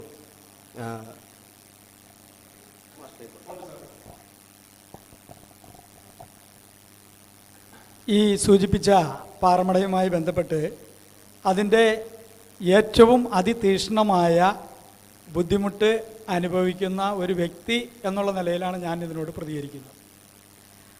അത് പ്രതികരിക്കുന്നത് തന്നെയും അതിൻ്റെ നിയമപരമായ ഇന്ത്യൻ ഭരണഘടന അനുസൃതമായ നിയമവ്യവസ്ഥയിലൂടെ മാത്രമാണ് ആ പാറമടയുടെ പ്രവർത്തനവുമായി ബന്ധപ്പെട്ടുകൊണ്ട് ഞാനുൾപ്പെടെ എൻ്റെ അയൽവക്കക്കാർ ചേർന്ന് അതിനുള്ള പോരാട്ടം നടത്തുന്നു. ആ പോരാട്ടത്തിൽ ഞാനും പങ്കാളിയാണ്. ഈ വാർഡിലെ 14ാം വാർഡിലെ മുഴുവൻ ആളുകൾക്കും അതറിയാം. അതിനൊരു കാരണം എന്ന് പറയുന്നത് നമ്മുടെ ഏറ്റവും അടിസ്ഥാനപരമായ ആവശ്യങ്ങളിൽപ്പെട്ടതാണല്ലോ ആഹാരം, വസ്ത്രം, പാർപ്പിടം, വെള്ളം. ആഹാരം, വസ്ത്രം, പാർപ്പിടം, വെള്ളം എന്ന് പറയുമ്പോൾ ഈ പാർപ്പിടം, എൻ്റെ വീട് ഈ പാറമട പ്രവർത്തിച്ച് കൊണ്ടിരുന്ന പാറമടയായിരുന്നു. 2008 ഹൈക്കോടതിയുടെ നിർദ്ദേശാനുസരണം ബഹുമാനപ്പെട്ട fort Kochi RDO sub collector അന്ന് ഹൈക്കോടതിയുടെ നിർദ്ദേശാനുസരണം നടത്തിയ അന്വേഷണത്തെ തുടർന്ന് പാറമടയുടെ സ്ഥലമുടമകളും പാറമട നടത്തിപ്പുകാരും ഞങ്ങളെയും ഒക്കെ ഹിയറിംഗ് നടത്തി എടുത്ത ഒരു തീരുമാനം, അതൊരു ഉത്തരവായിരുന്നു. സ്ഥിരമായി ആ പാറമട പ്രവർത്തിക്കുന്ന സർവേ നമ്പറുകളിൽപ്പെട്ട ഭൂമികളിൽ സ്ഥിരമായി പാറഖനനം നിരോധിച്ചുകൊണ്ടുള്ള ഉത്തരവായിരുന്നു ഉണ്ടായിരുന്നത്. അതാണ് മോഡറേറ്റർ സൂചിപ്പിച്ചിരുന്ന സ്റ്റേ. ആ സ്റ്റേ ഉത്തരവാണ് ഇപ്പോഴത്തെ നമ്മുടെ ജില്ലാ കളക്ടർ എസ് സുഹാസിൻ്റെ നിർദ്ദേശാനുസരണം ഇപ്പോഴത്തെ നമ്മുടെ സബ് കളക്ടർ മരട് ഫ്ലാറ്റുകൾ പൊളിക്കുന്നതിൻ്റെ ഉത്തരവാദിത്തം ഏറ്റെടുത്ത സ്നേഹിൽ കുമാർ IAS എന്ന് പറയുന്ന ആ ഉദ്യോഗസ്ഥൻ കളക്ടറുടെ ക്ലാരിഫിക്കേഷൻ ഓർഡർ വീണ്ടും കൊടുത്തുകൊണ്ട് ആ സ്റ്റേ ഉത്തരവ് റദ്ദ് ചെയ്തിരിക്കുകയാണ്. അതിനെതിരെ ബഹുമാനപ്പെട്ട ഹൈക്കോടതിയിൽ ഇപ്പോൾ കേസ് നടക്കുക. നിയമ പ്രശ്നം തന്നെയാണുള്ളത്. ഇപ്പോഴത്തെ പ്രശ്നം എന്താ? നാഷണൽ ഗ്രീൻ ട്രൈബ്യൂണൽ NGT നിർദ്ദേശമുണ്ട് 200 മീറ്റർ ദൂരപരിധിക്കുള്ളിൽ വീടുകൾ വാസഗ്രഹങ്ങളുള്ള 200 മീറ്റർ ചുറ്റളവിൽ പാറഖനനം പാടില്ല. അത് അങ്ങനെ ഒരു നിയമം കൊണ്ടുവന്നപ്പോൾ നമ്മുടെ ഇപ്പോഴത്തെ LDF ഗവൺമെൻറ് അതിന് ഹൈക്കോടതിയിൽ അപ്പീൽ ചെയ്തിരിക്കുക. 50 മീറ്റർ ദൂരപരിധിയിൽ തന്നെ അത് അനുവദിക്കണമെന്ന് അതിനെ വിപരീതമായ ഒരു നിലപാടെടുത്തുകൊണ്ട് നയം വ്യക്തമാക്കിക്കൊണ്ട് ഹൈക്കോടതിയിൽ അപ്പീൽ കൊടുത്ത് അത് കേസ് നടക്കുക. അതിനെ സംബന്ധിച്ച് ഹൈക്കോടതി ഇടക്കാല ഉത്തരവുണ്ട് 50 മീറ്റർ ദൂരപരിധിയിൽ വാസഗ്രഹങ്ങളില്ലാത്ത നിലവിൽ പ്രവർത്തിക്കുന്ന പാറമടകൾക്ക് പ്രവർത്തിക്കാം. എന്നാൽ പുതിയ പാറമടകൾ 200 മീറ്റർ ദൂരപരിധിയിൽ വാസഗ്രഹങ്ങളില്ലെങ്കിൽ മാത്രമേ പ്രവർത്തിക്കാവൂ. ഇതിൻ്റെ അന്തിമമായ വിധി വരെയും അങ്ങനെ തുടരണം എന്ന് പറഞ്ഞിരിക്കുമ്പോഴാണ് കളക്ടർ ഇടപെട്ട് ഇത്തരത്തിൽ ഇപ്പോൾ ഇവിടെ പുതിയൊരു ക്വാറിക്ക് പ്രവർത്തനം ആരംഭിക്കാൻ നടപടി കൊടുത്തിട്ടുള്ളത്. കളക്ടർ ഉൾപ്പെടെ പ്രതികൾ അതിൽ എതിർകക്ഷികളാക്കിക്കൊണ്ടുള്ള കേസ് അവിടെ ഹൈക്കോടതിയിലിരിക്കുന്നു. അത് ഈ 30-ാം തീയതി അതിൻ്റെ ഒരു ഹിയറിംഗ് കഴിഞ്ഞു. നാളെയോ അല്ലെങ്കിൽ തിങ്കൾ ചൊവ്വ ഉണ്ടാകില്ലല്ലോ, നമുക്കറിയാം ഇലക്ഷൻ അവധിയാണ്.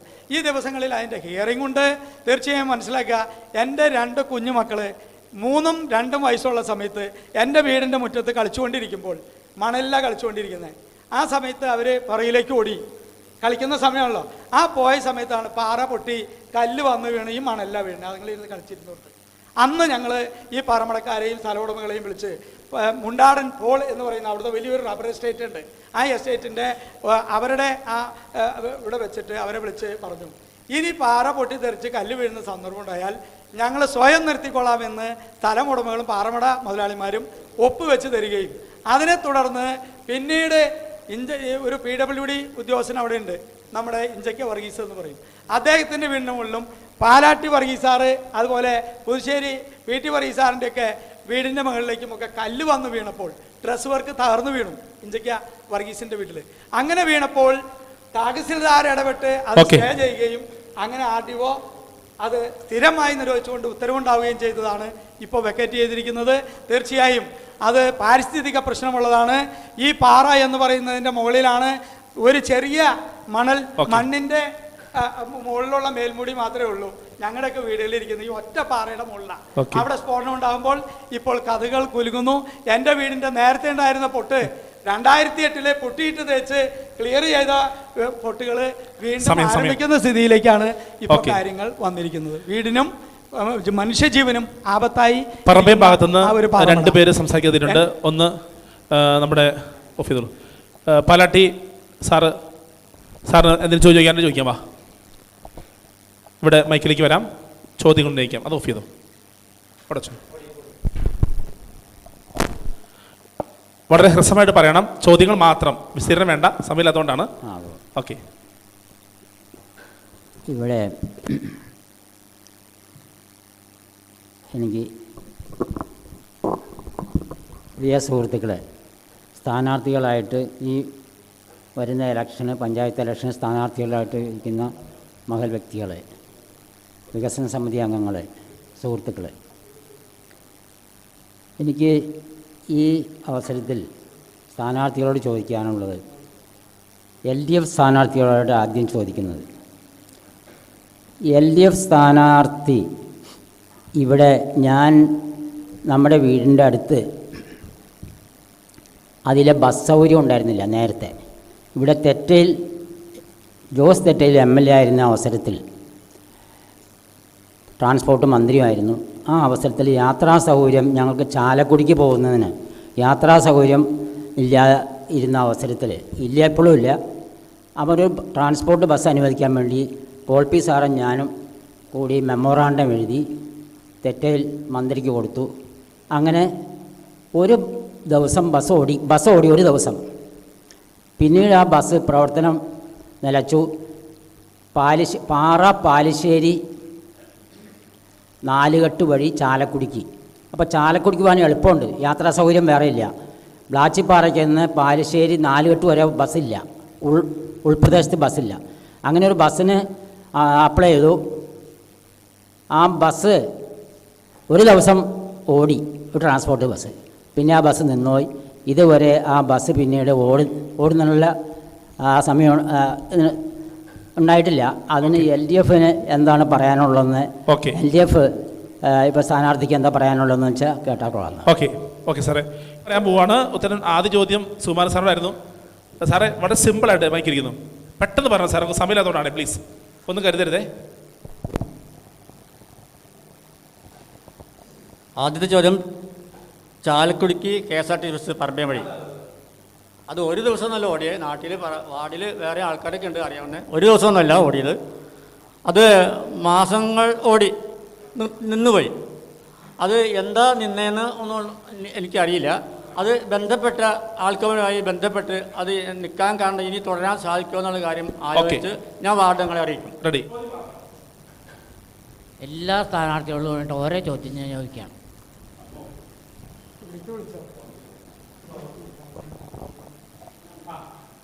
ആദ്യമായിട്ട് UDFിൻ്റെ സ്ഥാനാർത്ഥി പോൾ പിയോടാണ് ചോദ്യം.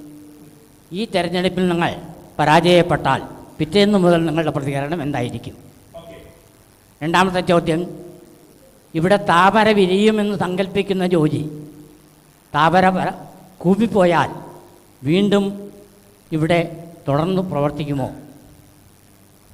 മൂന്നാമത്തെ ചോദ്യം, സുകുമാരൻ മാസ്റ്റർ വളരെ മനോഹരമായി അദ്ദേഹം അഴിമതിയെക്കുറിച്ചും പ്രതികരിക്കുമെന്നൊക്കെ പറഞ്ഞു.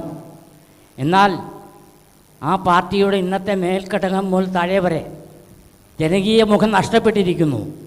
മുക്കന്നൂരിൽ മത്സരിക്കുന്ന പലരും ജനകീയ മുഖമില്ല എന്ന് വാർഡിലെ ജനങ്ങൾ തന്നെ പറയുന്നു, പലരും. അപ്പോൾ അതിന് അദ്ദേഹത്തിൻ്റെ മറുപടി ഞാൻ പ്രതീക്ഷിക്കാം. നാലാമത്തെ ആൾ ഫ്രാൻസിസ്. ഈ വാർഡിൻ്റെ ഏറ്റവും തെക്കേറ്റത്തുള്ള ഒരു വീട്ടുകാരെ ഒരു പരാതി എൻ്റെ അടുത്ത് പറഞ്ഞു, ഒരു സ്ഥാനാർത്ഥി എൻ്റെ വീട്ടിലേക്ക് വന്നിട്ടില്ല, ബാക്കി 3 പേരും വന്നുപോയി. ആ വീട്ടിൽ എത്ര പേരുണ്ടെന്ന് പോലും അറിഞ്ഞുകൂടാ. തെക്കേറ്റത്ത് എന്തുകൊണ്ട് അവിടെ ചെന്നില്ല? തെക്കേറ്റത്തെ വീട് ഏത് ഇല്ല. യെസ്.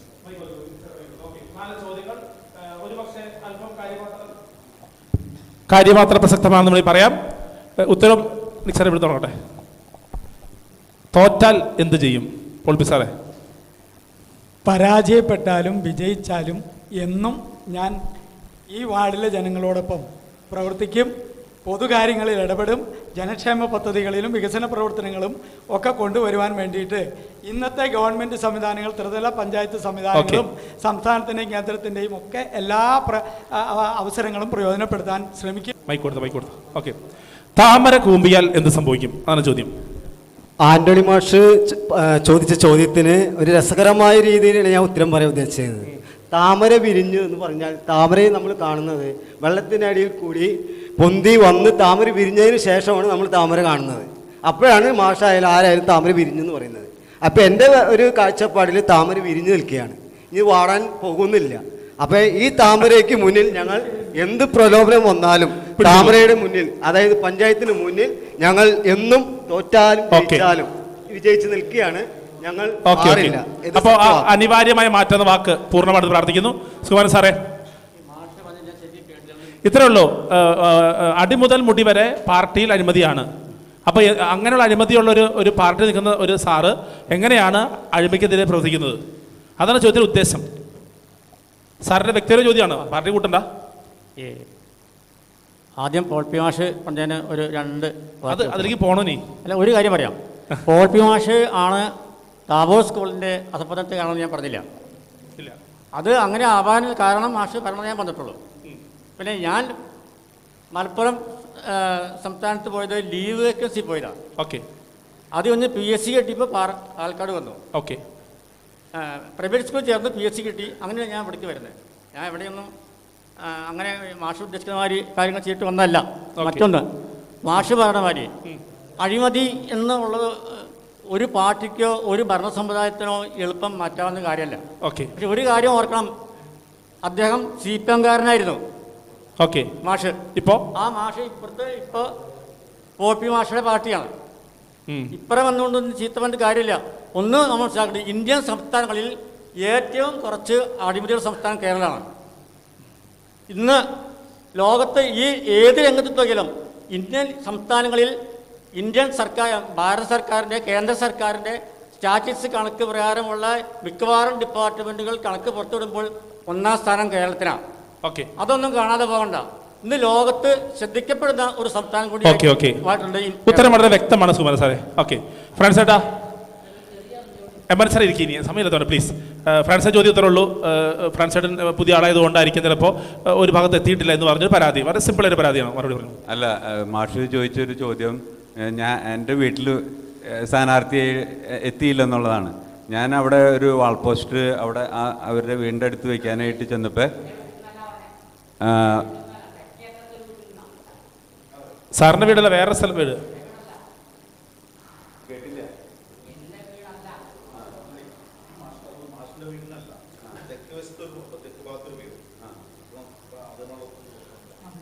അവിടേക്ക് എത്തിയില്ല സാറാ. ഞാൻ എൻ്റെ കാഴ്ചപ്പാടിൽ ഞാൻ എല്ലാ വീട്ടിലും കയറിയിട്ടുണ്ട്. ചിലടത്ത് ചെല്ലുമ്പോൾ ചിലപ്പോൾ ഞാൻ വ്യക്തിപരമായിട്ട് പോയപ്പോൾ എല്ലാ വീട്ടിലും കയറിയിട്ടുണ്ട്. ഇനി കയറാത്ത വീട് ഇല്ലെന്നാണ് എൻ്റെ. ഇപ്പം മാഷിൻ്റെ വീടിൻ്റെ മുമ്പിൽ ചെന്നപ്പോൾ എന്നോട് വളരെ മോശമായിട്ട് പുള്ളി സംസാരിച്ചപ്പോൾ പിന്നെ ആ വീട്ടിൽ കയറുന്നതിൽ അർത്ഥമില്ല. അപ്പം മാഷിൻ്റെ തെക്കേറ്റത്ത് വീട് ആ മാഷിൻ്റെ വീടല്ലേ? ഈ ഓക്കെ. ഞാൻ എല്ലാ വീട്ടിലും കയറിയിട്ടുണ്ട്. പിന്നെ എൻ്റെ കൂടെ ഉള്ളവര് പലവട്ടമായിട്ട് ആവശ്യമുള്ളൂ. ഇനി സാറിന് സംശയം ഉണ്ടെങ്കിൽ സാറിനെ മനസ്സിലാക്കാൻ കണ്ടെങ്കിൽ ആ വീട് പറഞ്ഞുതരും. അത്ര പ്രശ്നത്തിലുള്ളൂ.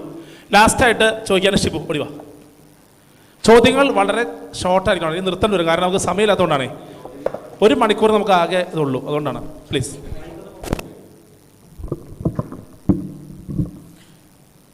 ആരെയും വ്യക്തിഹത്യ നടത്താനോ വേറെ ഒന്നുമില്ല കേട്ടോ.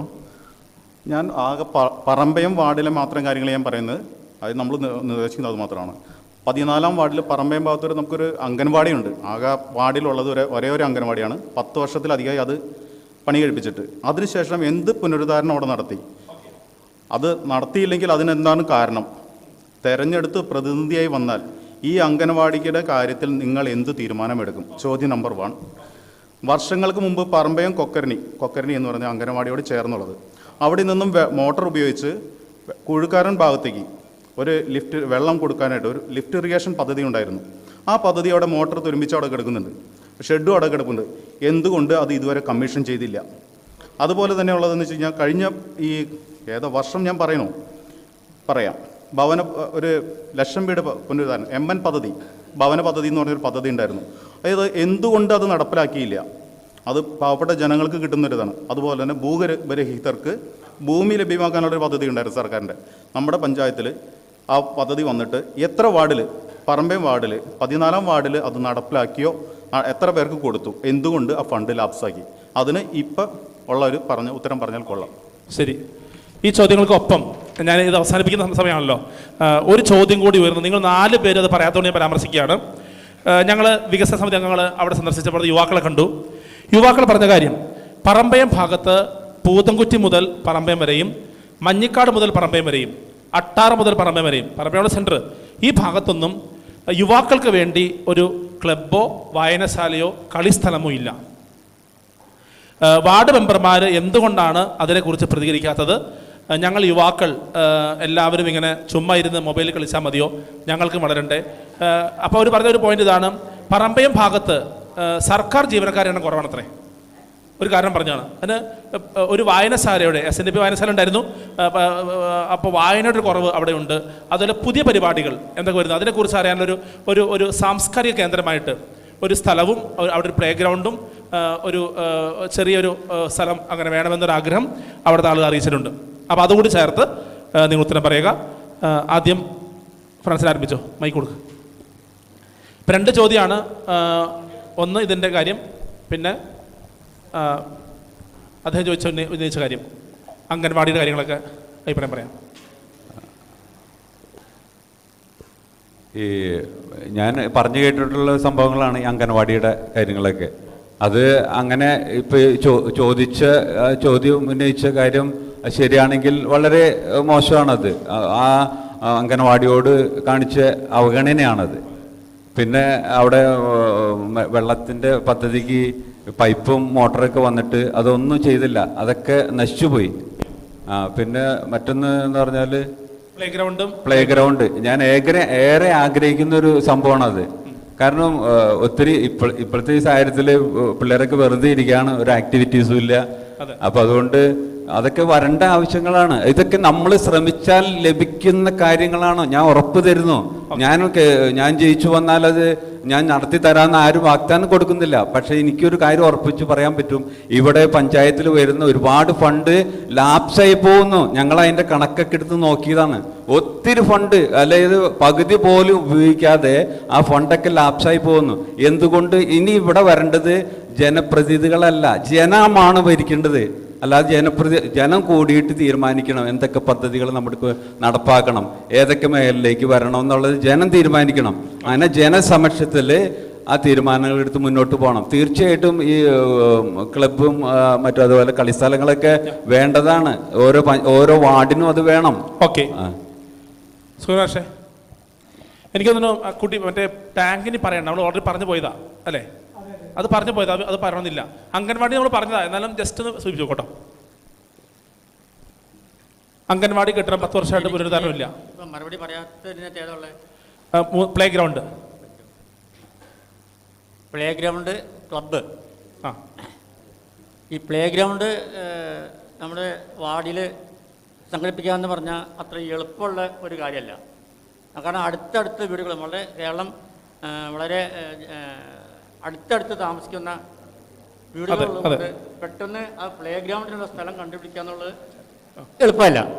അപ്പോൾ അത് അന്വേഷിക്കുകയും അത് ബന്ധപ്പെട്ട ഭരണാധികാരികളോ അതുമായി ബന്ധപ്പെട്ട വകുപ്പുമായി ബന്ധപ്പെട്ട് കിട്ടുന്ന മറുപടി യഥാസമയം അറിയിക്കാം. ഓക്കെ, മതി. അതാണ് അതിനെപ്പറ്റി പറയാനുള്ളത്. മറ്റൊന്ന് പറയാനുള്ളത്, ഞങ്ങളെ 4 പേരെയും ഈ വാർഡിലെ എല്ലാവർക്കും ഭംഗിയായിട്ട് അറിയാം. പ്രത്യേകം വിലയിരുത്തേണ്ട ആവശ്യമൊന്നും ഇല്ല. ഓക്കെ. പിന്നെ ഭൂമി, എത്ര പേർക്ക് ഭൂമി കിട്ടി?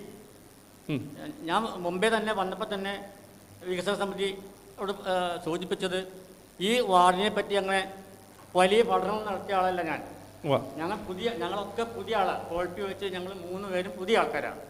അതുകൊണ്ട് വാർഡിനെ പറ്റി ആധികാരിക എന്തെങ്കിലുമൊക്കെ ചോദിച്ചാൽ പറയാൻ അത് പഠിക്കാണ്ട് പറയാൻ പറ്റില്ല. ഇത് ഷിബു പറഞ്ഞ കാര്യങ്ങളൊക്കെ പഠിച്ച് വേണ്ടത് ചെയ്യാമെന്നും പ്രവർത്തിക്കാമെന്നും മാത്രമേ എനിക്ക് അതിനെപ്പറ്റി പറയാൻ പറ്റൂ. മതി സാറേ, കറക്റ്റാണ്. ജോജി, പ്ലേ ഗ്രൗണ്ടിനെ കുറിച്ച് പറയുകയാണെങ്കിൽ ഇപ്പോൾ നമ്മുടെ 14-ാം വാർഡിൽ വളരെ ഒരു ശോചനാവസ്ഥയാണ്. നമ്മൾ പലവട്ടം നമ്മൾ രാവിലെയും വൈകിട്ടും ആ 14-ാം വാർഡ് അങ്ങനെ പല സ്ഥലങ്ങളിൽ കറങ്ങുമ്പോൾ നമ്മുടെ ചെറുപ്പക്കാരായ കുട്ടികളും യുവാക്കളും പല പല പറമ്പുകൾ കയറി വെറുതെ വിശാലമായ ഒരു ചെറിയ ചെറിയ തോതിലുള്ള പറമ്പുകളിൽ കയറി, റബ്ബറാവും തെങ്ങാവാം, അങ്ങനെയുള്ള പറമ്പുകളിൽ കയറി കളിയും അവർ അവിടുന്ന് കളിക്കാൻ പറ്റില്ല എന്നുള്ള അവസ്ഥയിൽ പിരിച്ചുവിടുകയും ചെയ്യുന്ന ഒരു സാഹചര്യമുണ്ട്. അപ്പോൾ ഇത് നമ്മൾ പറഞ്ഞു വരുമ്പോൾ ഒരു കളിസ്ഥലം, അതായത് ഇങ്ങനെയുള്ള കാര്യം നമുക്ക് ഒരു വിപുലമാക്കി കൊണ്ടുവരാൻ ശ്രമിക്കണം. അതിന് നമ്മൾ തയ്യാറാണ്. Okay, very good. സാർ ഷോർട്ടായിട്ട് പറഞ്ഞു സാർ പ്ലീസ്. യെസ്, ഈ ആദ്യം തന്നെ നമ്മുടെ യുവാക്കളുടെ ചെറുപ്പക്കാരുടെ കളിസ്ഥലവുമായി ബന്ധപ്പെട്ട് പറയുമ്പോൾ, ഞാൻ പഞ്ചായത്ത് പ്രസിഡൻ്റായിരിക്കുമ്പോൾ നമുക്കറിയാം, ഇപ്പോൾ ഈ സ്ഥലം കണ്ടെത്തുക എന്നുള്ളത് വലിയൊരു കാര്യമാണ്.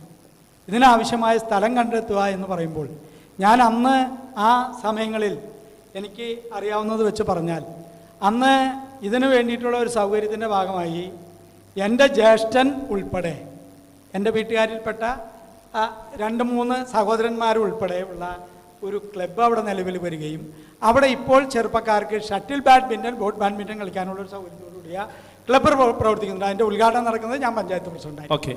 മറ്റൊന്ന്, ഇപ്പോൾ എൻ്റെ ഒരു ഇളയപ്പൻ അച്ഛൻ ഡോക്ടർ ആൻ്റണി പുതുശ്ശേരി എന്ന് പറയും, അദ്ദേഹത്തിൻ്റെ പേരിൽ നമ്മളൊരു ചാരിറ്റബിൾ സൊസൈറ്റി രൂപീകരിക്കാൻ തീരുമാനിച്ച് അദ്ദേഹത്തിൻ്റെ പേരിൽ 1 ഏക്കർ 35 സെൻറ്റ് സ്ഥലം കിടക്കുന്നുണ്ട്. അതിൽ ഒരു പ്രത്യേക ഭാഗം അദ്ദേഹത്തിൻ്റെ വിൽപ്പത്രം അനുസരിച്ച് സഹോദരന്മാർക്കും സഹോദരിമാർക്കും ഒക്കെ ചില കാര്യങ്ങൾ പറഞ്ഞിട്ടുണ്ട്. അത് കൊടുക്കുന്നതിന് കഴിച്ചാൽ ഈ ചാരിറ്റബിൾ സൊസൈറ്റിക്ക് വേണ്ടിയിട്ട് പറഞ്ഞിരിക്കുന്ന സ്ഥലത്ത് ഒരു സാംസ്കാരിക കേന്ദ്രം പണിയുന്നതിന് വേണ്ടി ഇപ്പോൾ തന്നെ ഇപ്പോഴത്തെ പഞ്ചായത്ത് ഭരണസമിതിയുടെ കാലാവധി പൂർത്തീകരിക്കുന്നതിന് മുമ്പ് തന്നെ ആ സ്ഥലത്തേക്ക് കനാൽ ക്രോസ് ചെയ്ത് പുതിയ പാലം പണിയുന്നതിന് വേണ്ടി പഞ്ചായത്ത് കമ്മിറ്റിയുടെ റിസൊല്യൂഷൻ പാസ്സാക്കി അത് ചാലക്കുടിയിൽ ഇറിഗേഷൻ എക്സിക്യൂട്ടീവ് എഞ്ചിനീയറുടെ ഓഫീസിൽ കൊടുത്തിരിക്കുക. അപ്പൊ സ്വാഭാവികമായിട്ട് ആ പാലം പണി പൂർത്തിയായാൽ അവിടെ ആ സ്ഥലത്ത് ഇതുപോലെ തന്നെ കളിക്കാനും ഒക്കെ ഉള്ള ഒരു സാംസ്കാരിക കേന്ദ്രം നിലവിൽ വരുന്നു. ഒപ്പം തന്നെ അദ്ദേഹത്തിന്റെ പേരിൽ ഒരു ചാരിറ്റബിൾ സൊസൈറ്റി ആയതുകൊണ്ട് ഒരു ചാരിറ്റി ഫണ്ടും ഒക്കെ രൂപഘടന ആക്കിയിട്ടുള്ള ഒരു കാര്യമാണ്. അതോടൊപ്പം തന്നെ പറയട്ടെ, ഇതിൽ മറ്റ് 1-2 കാര്യങ്ങൾ ഭൂമി അംഗനവാടിയുമായി ബന്ധപ്പെട്ട് അംഗനവാടിയിൽ ഒന്നും നടന്നില്ല എന്ന് പറയേണ്ടതില്ല. ഈ അംഗനവാടി ശ്രീമതി ഷെൽസി തോമസ് മെമ്പറായിരിക്കുമ്പോൾ നമുക്കറിയാം, ഈ പറയുന്ന പരാമർശിച്ച കൊക്കരണി ഷിബു സൂചിപ്പിച്ച കൊക്കരണിയിൽ നിന്നൊരു ലിഫ്റ്റ് ഇറിഗേഷൻ സ്കീം പോയി. ആ ലിഫ്റ്റ് ഇറിഗേഷൻ സ്കീം നടക്കുന്നത് ശ്രീ ഷാജു ചാക്കോ മെമ്പറായിരിക്കുമ്പോഴാണ്. അതിൻ്റെ കൺവീനറായിരുന്നിട്ടുള്ളത് ശ്രീ പൗലോസ് മാടിശ്ശേരി, MA പൗലോസ് മാടിശ്ശേരി. അതിൻ്റെ പൈപ്പുകളുമൊക്കെ അവിടെ കിടക്കുന്നത് എന്തുകൊണ്ടാണെന്ന് വെച്ചാൽ ഇത്രയും അറിഞ്ഞിരുന്നാൽ മതി. അതിൻ്റെ ഇലക്ട്രിസിറ്റി കണക്ഷൻ കിട്ടണമെങ്കിൽ അതിൻ്റെ ചെയർമാനും കൺവീനറും ഇലക്ട്രിസിറ്റി ബോർഡുമായി എഗ്രിമെൻ്റ് വെക്കണം. ഞാൻ മെമ്പറായിരിക്കുമ്പോൾ അവരോട് അത് ചെയ്യണമെന്ന് പറഞ്ഞു. അപ്പോൾ എന്താ സംഭവം? തുടർന്ന് 2 കൊല്ലത്തേക്ക് ഇലക്ട്രിസിറ്റി ചാർജ് അടയ്ക്കുന്നതിൻ്റെ ഉത്തരവാദിത്തം ചെയർമാനും കൺവീനർക്കുമാണ്. അപ്പോൾ അതിന് അവർ തയ്യാറല്ല എഗ്രിമെൻ്റ് വെക്കാൻ. ഈ പറയുന്ന എഗ്രിമെൻ്റ് വെച്ചാൽ അപ്പോൾ അത് പ്രാവർത്തികമാകും. അതിന് ഷിബുവിനെ പോലുള്ള ആളുകൾ അതിൻ്റെ സ്ഥാനങ്ങൾ ഏറ്റെടുത്തുകൊണ്ട് മുന്നോട്ട് വന്നാൽ, ഞാൻ വിജയിച്ച മെമ്പറായാൽ അതിനു വേണ്ട എല്ലാവിധ സൗകര്യങ്ങളും ഒരുക്കും എന്ന് പറയട്ടെ. അംഗനവാടിയിൽ ഞാൻ മെമ്പറായിരിക്കുമ്പോൾ ഒന്ന് മനസ്സിലാക്കിയിരിക്കുക, അവിടേക്ക് വേണ്ട അത്യാവശ്യം ഫർണിച്ചർ ഉൾപ്പെടെയുള്ള കാര്യങ്ങളൊക്കെ കുറവായിരുന്നു. അതിൻ്റെ കാര്യങ്ങൾ ചെയ്തിട്ടുണ്ട്. മറ്റൊന്ന്, എൻ്റെ സാമ്പത്തിക ചെലവിൽ 8000 രൂപ ചെലവിൽ ഒരു കാലത്തും പെയിന്റ് അടിക്കണ്ട എന്ന് വിചാരിച്ചിട്ട് സ്റ്റീലിൻ്റെ ഫ്ലാഗ് പോസ്റ്റ് എല്ലാ കൊല്ലം സ്വാതന്ത്ര്യ ദിനത്തിനും മറ്റു ദിനങ്ങളിലും ശിശുദിനത്തിനും ഒക്കെ ഫ്ലാഗ് പോസ്റ്റിംഗ് നടത്തുന്നതിന് ഞാൻ നോക്കിയപ്പോൾ ഞാൻ എന്ത് ചെയ്തു, എൻ്റെ കോൺട്രിബ്യൂഷൻ തന്നെ വെച്ച് ഇന്ന് വരെയും 10 കൊല്ലമായല്ലോ ഷിബു അവിടുത്തെ ഒരു PTA അംഗവും കൂടിയായിരുന്നു. അവിടെ പെയിന്റ് അടിക്കേണ്ടി വന്നില്ല ഫ്ലാഗ് പോസ്റ്റിന്, കാരണം അത് സ്റ്റീൽ ബോഡിയാണ്. അപ്പോൾ അത്തരത്തിൽ അംഗനവാടിയിലെ കാര്യങ്ങളിൽ ഞാനായിരിക്കുമ്പോൾ വേണ്ടത് ചെയ്തിട്ടുണ്ട്. മറ്റൊന്ന് സൂചിപ്പിക്കേണ്ടി വന്നത്, ഇവിടെ പഞ്ചായത്ത് ഫണ്ട് ലാപ്സാക്കുന്നു എന്നൊരു ആരോപണം ഇപ്പോൾ ഫ്രാൻസിസ് പറഞ്ഞു. ഞാൻ ഈ രംഗത്ത് വന്നിട്ട് അധികമായില്ല. കാര്യങ്ങൾ വാർഡിൻ്റെ അതിര് ചോദിച്ചാൽ അതറിയില്ല, വാർഡ് മാറി കയറുന്നുണ്ടോ എന്നും നമുക്കറിയില്ല.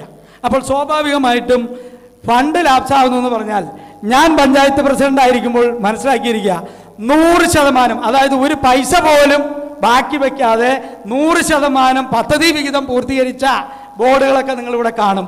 അത് ഓർക്കാതെ ഇതൊന്നും അറിയാതെ പറഞ്ഞിട്ട് കാര്യമില്ല. 5 വർഷം ഇരിക്കുമ്പോഴും നമ്മുടെ ബിജു പാലാട്ടിയുടെ കാലത്തും അതിനുശേഷം ഉള്ള കാലങ്ങളിലൊക്കെ മൂക്കന്നൂർ പഞ്ചായത്ത് ഇപ്പോൾ ഈ സമീപകാലത്തും ജയ രാധാകൃഷ്ണൻ പ്രസിഡന്റ് ആയിരിക്കുമ്പോഴും അവിടുത്തെ ഫണ്ട് എക്സ്പെൻഡിച്ചറിന്റെ കണക്കൊന്ന് വിവരാവകാശം വെച്ച് എടുത്ത് നോക്കണം. 100% എന്നുള്ളതിൽ നിന്ന് പോകുന്ന സമഗ്ര വളർച്ചയുടെ പര്യായമായി മൂക്കന്നൂർ പഞ്ചായത്ത് മറ്റ് സമീപ പഞ്ചായത്തുകൾക്ക് അസൂയഭാഗമായി നോക്കിക്കാണുമ്പോൾ ഇത്തരത്തിൽ കാര്യങ്ങൾ അറിയാതെ സംസാരിച്ചു പോകരുത് എന്നുള്ളൊരു അഭ്യർത്ഥന മാത്രം സഹപ്രവർത്തകരുടെ മുമ്പിൽ വെച്ചുകൊണ്ട് ഞാൻ നിർത്തണം. പോൾ പി സാർ പറഞ്ഞ ഒരു കാര്യം ഞാൻ ഖണ്ഡിക്കുകയാണ്. പോൾ പി സാർ ഉള്ളപ്പോൾ 100% ഉണ്ട്, പക്ഷേ ഈ സമീപകാലത്ത് അത് ഇല്ല എന്നാണ് ഞങ്ങളുടെ വിവരം. ഇനി അവസാനിപ്പിക്കുകയാണ്, സംസാരിക്കാൻ സമയമില്ല. അവസാനമായിട്ട് ഉള്ള ചോദ്യങ്ങളാണ്, 2 ചോദ്യങ്ങൾ മാത്രം. ഒന്നാമത്തെ ചോദ്യം, ഒരു പൊതുപ്രവർത്തന നിലയ്ക്ക് പോൾ പി സാറിൽ കാണുന്ന ഏറ്റവും നല്ല ഗുണം എന്താണ്? പൊതുപ്രവർത്തകൻ എന്നുള്ള നിലയിൽ തികഞ്ഞ സംതൃപ്തിയും ചാരിതാർത്ഥ്യത്തോടും കൂടി തന്നെയാണ് കഴിഞ്ഞ 30 കൊല്ലക്കാലമായി ഞാൻ പ്രവർത്തിച്ചു പോരുന്നത്.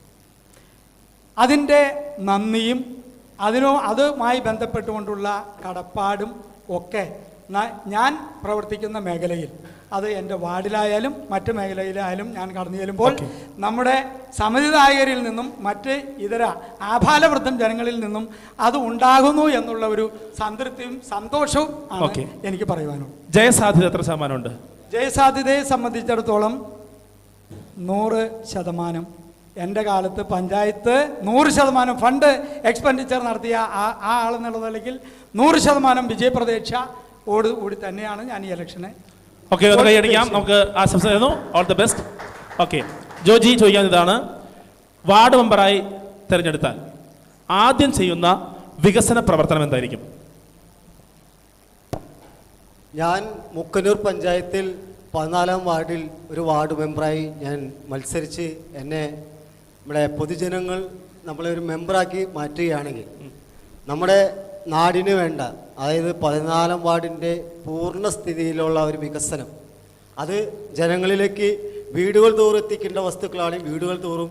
ഓക്കെ, ഒരൊറ്റ കാര്യം പറയാൻ പറ്റും. ഒരു പെട്ടെന്ന് ഫസ്റ്റ് ഏറ്റവും പ്രാധാന്യം കൊടുക്കുന്ന ഒരു മേഖല, ഇപ്പോൾ കുടിവെള്ളമുണ്ട്, ജലസംഭരണമുണ്ട്, റോഡുകളുണ്ട്, വിദ്യാഭ്യാസമുണ്ട്, അംഗൻവാടി, ആരോഗ്യം, പല മേഖലയുണ്ട്.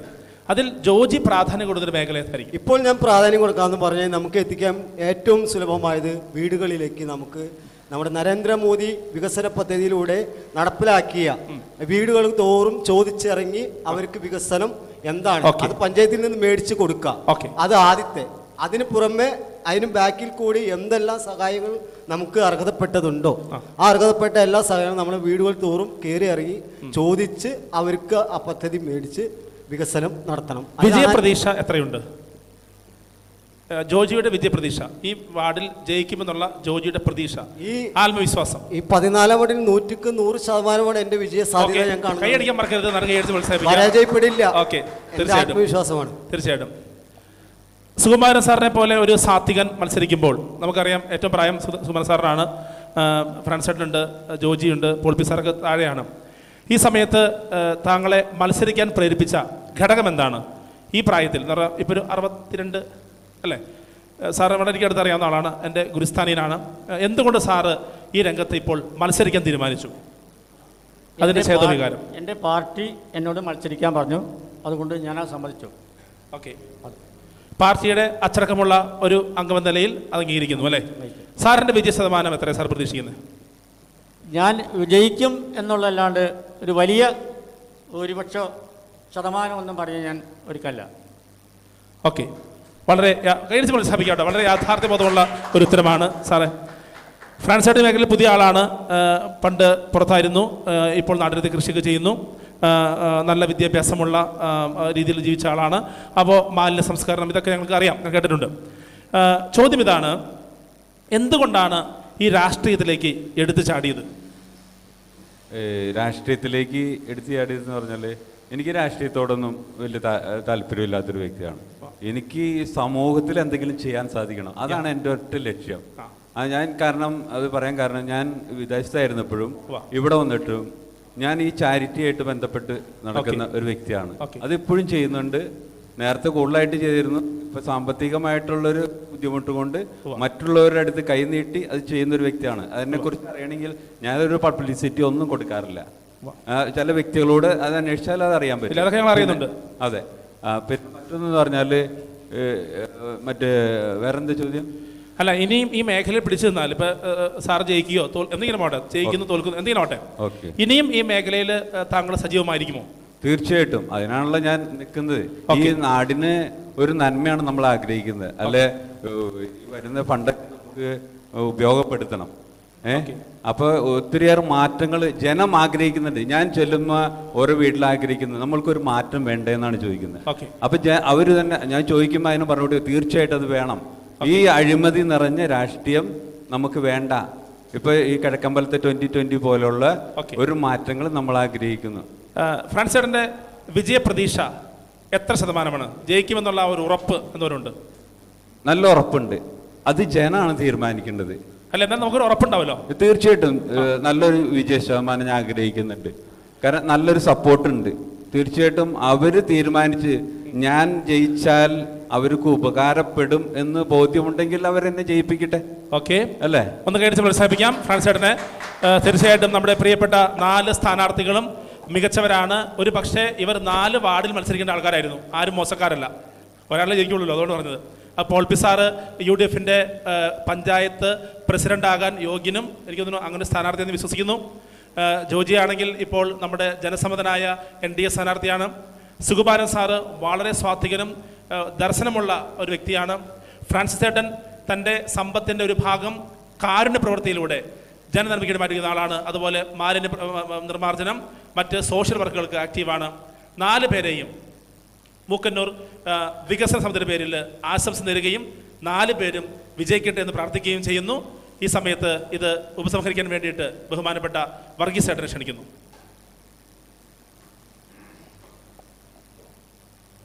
പ്രിയമുള്ളവരെ, മൂക്കന്നൂർ വികസന സമിതിയുടെ സ്ഥാനാർത്ഥി സംഗമത്തിൻ്റെ 2ാം ഘട്ടമാണ് ഇവിടെ നടക്കുന്നത്. ഇന്ന് നമ്മുടെ മുമ്പിൽ സ്ഥാനാർത്ഥിത്വം അവതരിപ്പിച്ചുകൊണ്ട് ഇവിടെ ആയിരുന്നത് 4 പ്രമുഖ വ്യക്തികളാണ്. ആ വാർഡിലെ 4 സ്ഥാനാർത്ഥികളും നമ്മോടൊപ്പമുണ്ട്. വികസന രംഗത്ത്, രാഷ്ട്രീയ രംഗത്ത് നിരവധി വർഷങ്ങളായിട്ട് പ്രവർത്തിക്കുന്ന പോൾ പി മാസ്റ്റർ, NDAയുടെ സ്ഥാനാർത്ഥിയായിട്ട് എത്തിച്ചേർന്നിരിക്കുന്ന ജോജി TK, ഇടതുപക്ഷത്തിൻ്റെ സ്ഥാനാർത്ഥിയായിട്ട് എത്തിയിരിക്കുന്ന സുകുമാരൻ സാറ്, പുതുതായിട്ട് രാഷ്ട്രീയ രംഗത്തേക്ക് കാൽവൂന്നിക്കൊണ്ട് നമ്മുടെ മുമ്പിലായിരിക്കുന്ന ശ്രീ ഫ്രാൻസിസ് വർഗീസ്. ഇവരുടെ വികസന സ്വപ്നങ്ങൾ നമ്മോട് പങ്കുവച്ചു. നമുക്കെല്ലാവർക്കും ഇവരെ കൂടുതൽ അടുത്തറിയാനായിട്ട് ഈ മൂക്കന്നൂർ വികസന സമിതിയുടെ സ്ഥാനാർത്ഥി സംഗമം കൊണ്ട് കഴിഞ്ഞുവെന്ന് ഞാൻ വിശ്വസിക്കുന്നു. എല്ലാവർക്കും ഈ സ്ഥാനാർത്ഥി സംഗമത്തിൽ പങ്കെടുത്ത ഓരോ സ്ഥാനാർത്ഥിക്കും, പ്രത്യേകിച്ച് ഇതിൻ്റെ മോഡറേറ്ററായിട്ട് ഇതിന് കൂടെ നിന്നുകൊണ്ട് എല്ലാ പിന്തുണയും നൽകി കൂടെ നിൽക്കുന്ന നിജോ മാഷിനും, ഈ സ്ഥാനാർത്ഥി സംഗമത്തിൽ ഇവിടെ നിന്ന് അറ്റൻഡ് ചെയ്യാനായിട്ട് വന്നിട്ടുള്ള ഓരോ വ്യക്തികൾക്കും, അതിലുപരി ഈ പ്ലാറ്റ്ഫോം നൽകി നമ്മെ സഹായിച്ചുകൊണ്ടിരിക്കുന്ന ജോഷ് മാളിനും, ഈ സ്ഥാനാർത്ഥി സംഗമത്തിൻ്റെ ശബ്ദ വിഷ്വൽ സംവിധാനങ്ങൾക്ക് വേണ്ടി സാങ്കേതിക സഹായം നൽകുന്ന നിയോ ഈവൻസ്, ബാസ് സൗണ്ട്, അതുപോലെ നമ്മെ സ്വദേശത്തും വിദേശത്തുമായിരുന്ന് ഓൺലൈൻ പ്ലാറ്റ്ഫോമുകളിലൂടെ ശ്രവിക്കുന്ന മുഴുവൻ ഗ്രാമവാസികൾക്കും ഏവർക്കും ഹൃദയത്തിൻ്റെ ഭാഷയിൽ നന്ദി രേഖപ്പെടുത്തിക്കൊണ്ട് നിർത്തുന്നു. നമുക്ക് വീണ്ടും കാണാം അടുത്ത സ്ഥാനാർത്ഥി സംഗമത്തിലൂടെ. Thank you very much.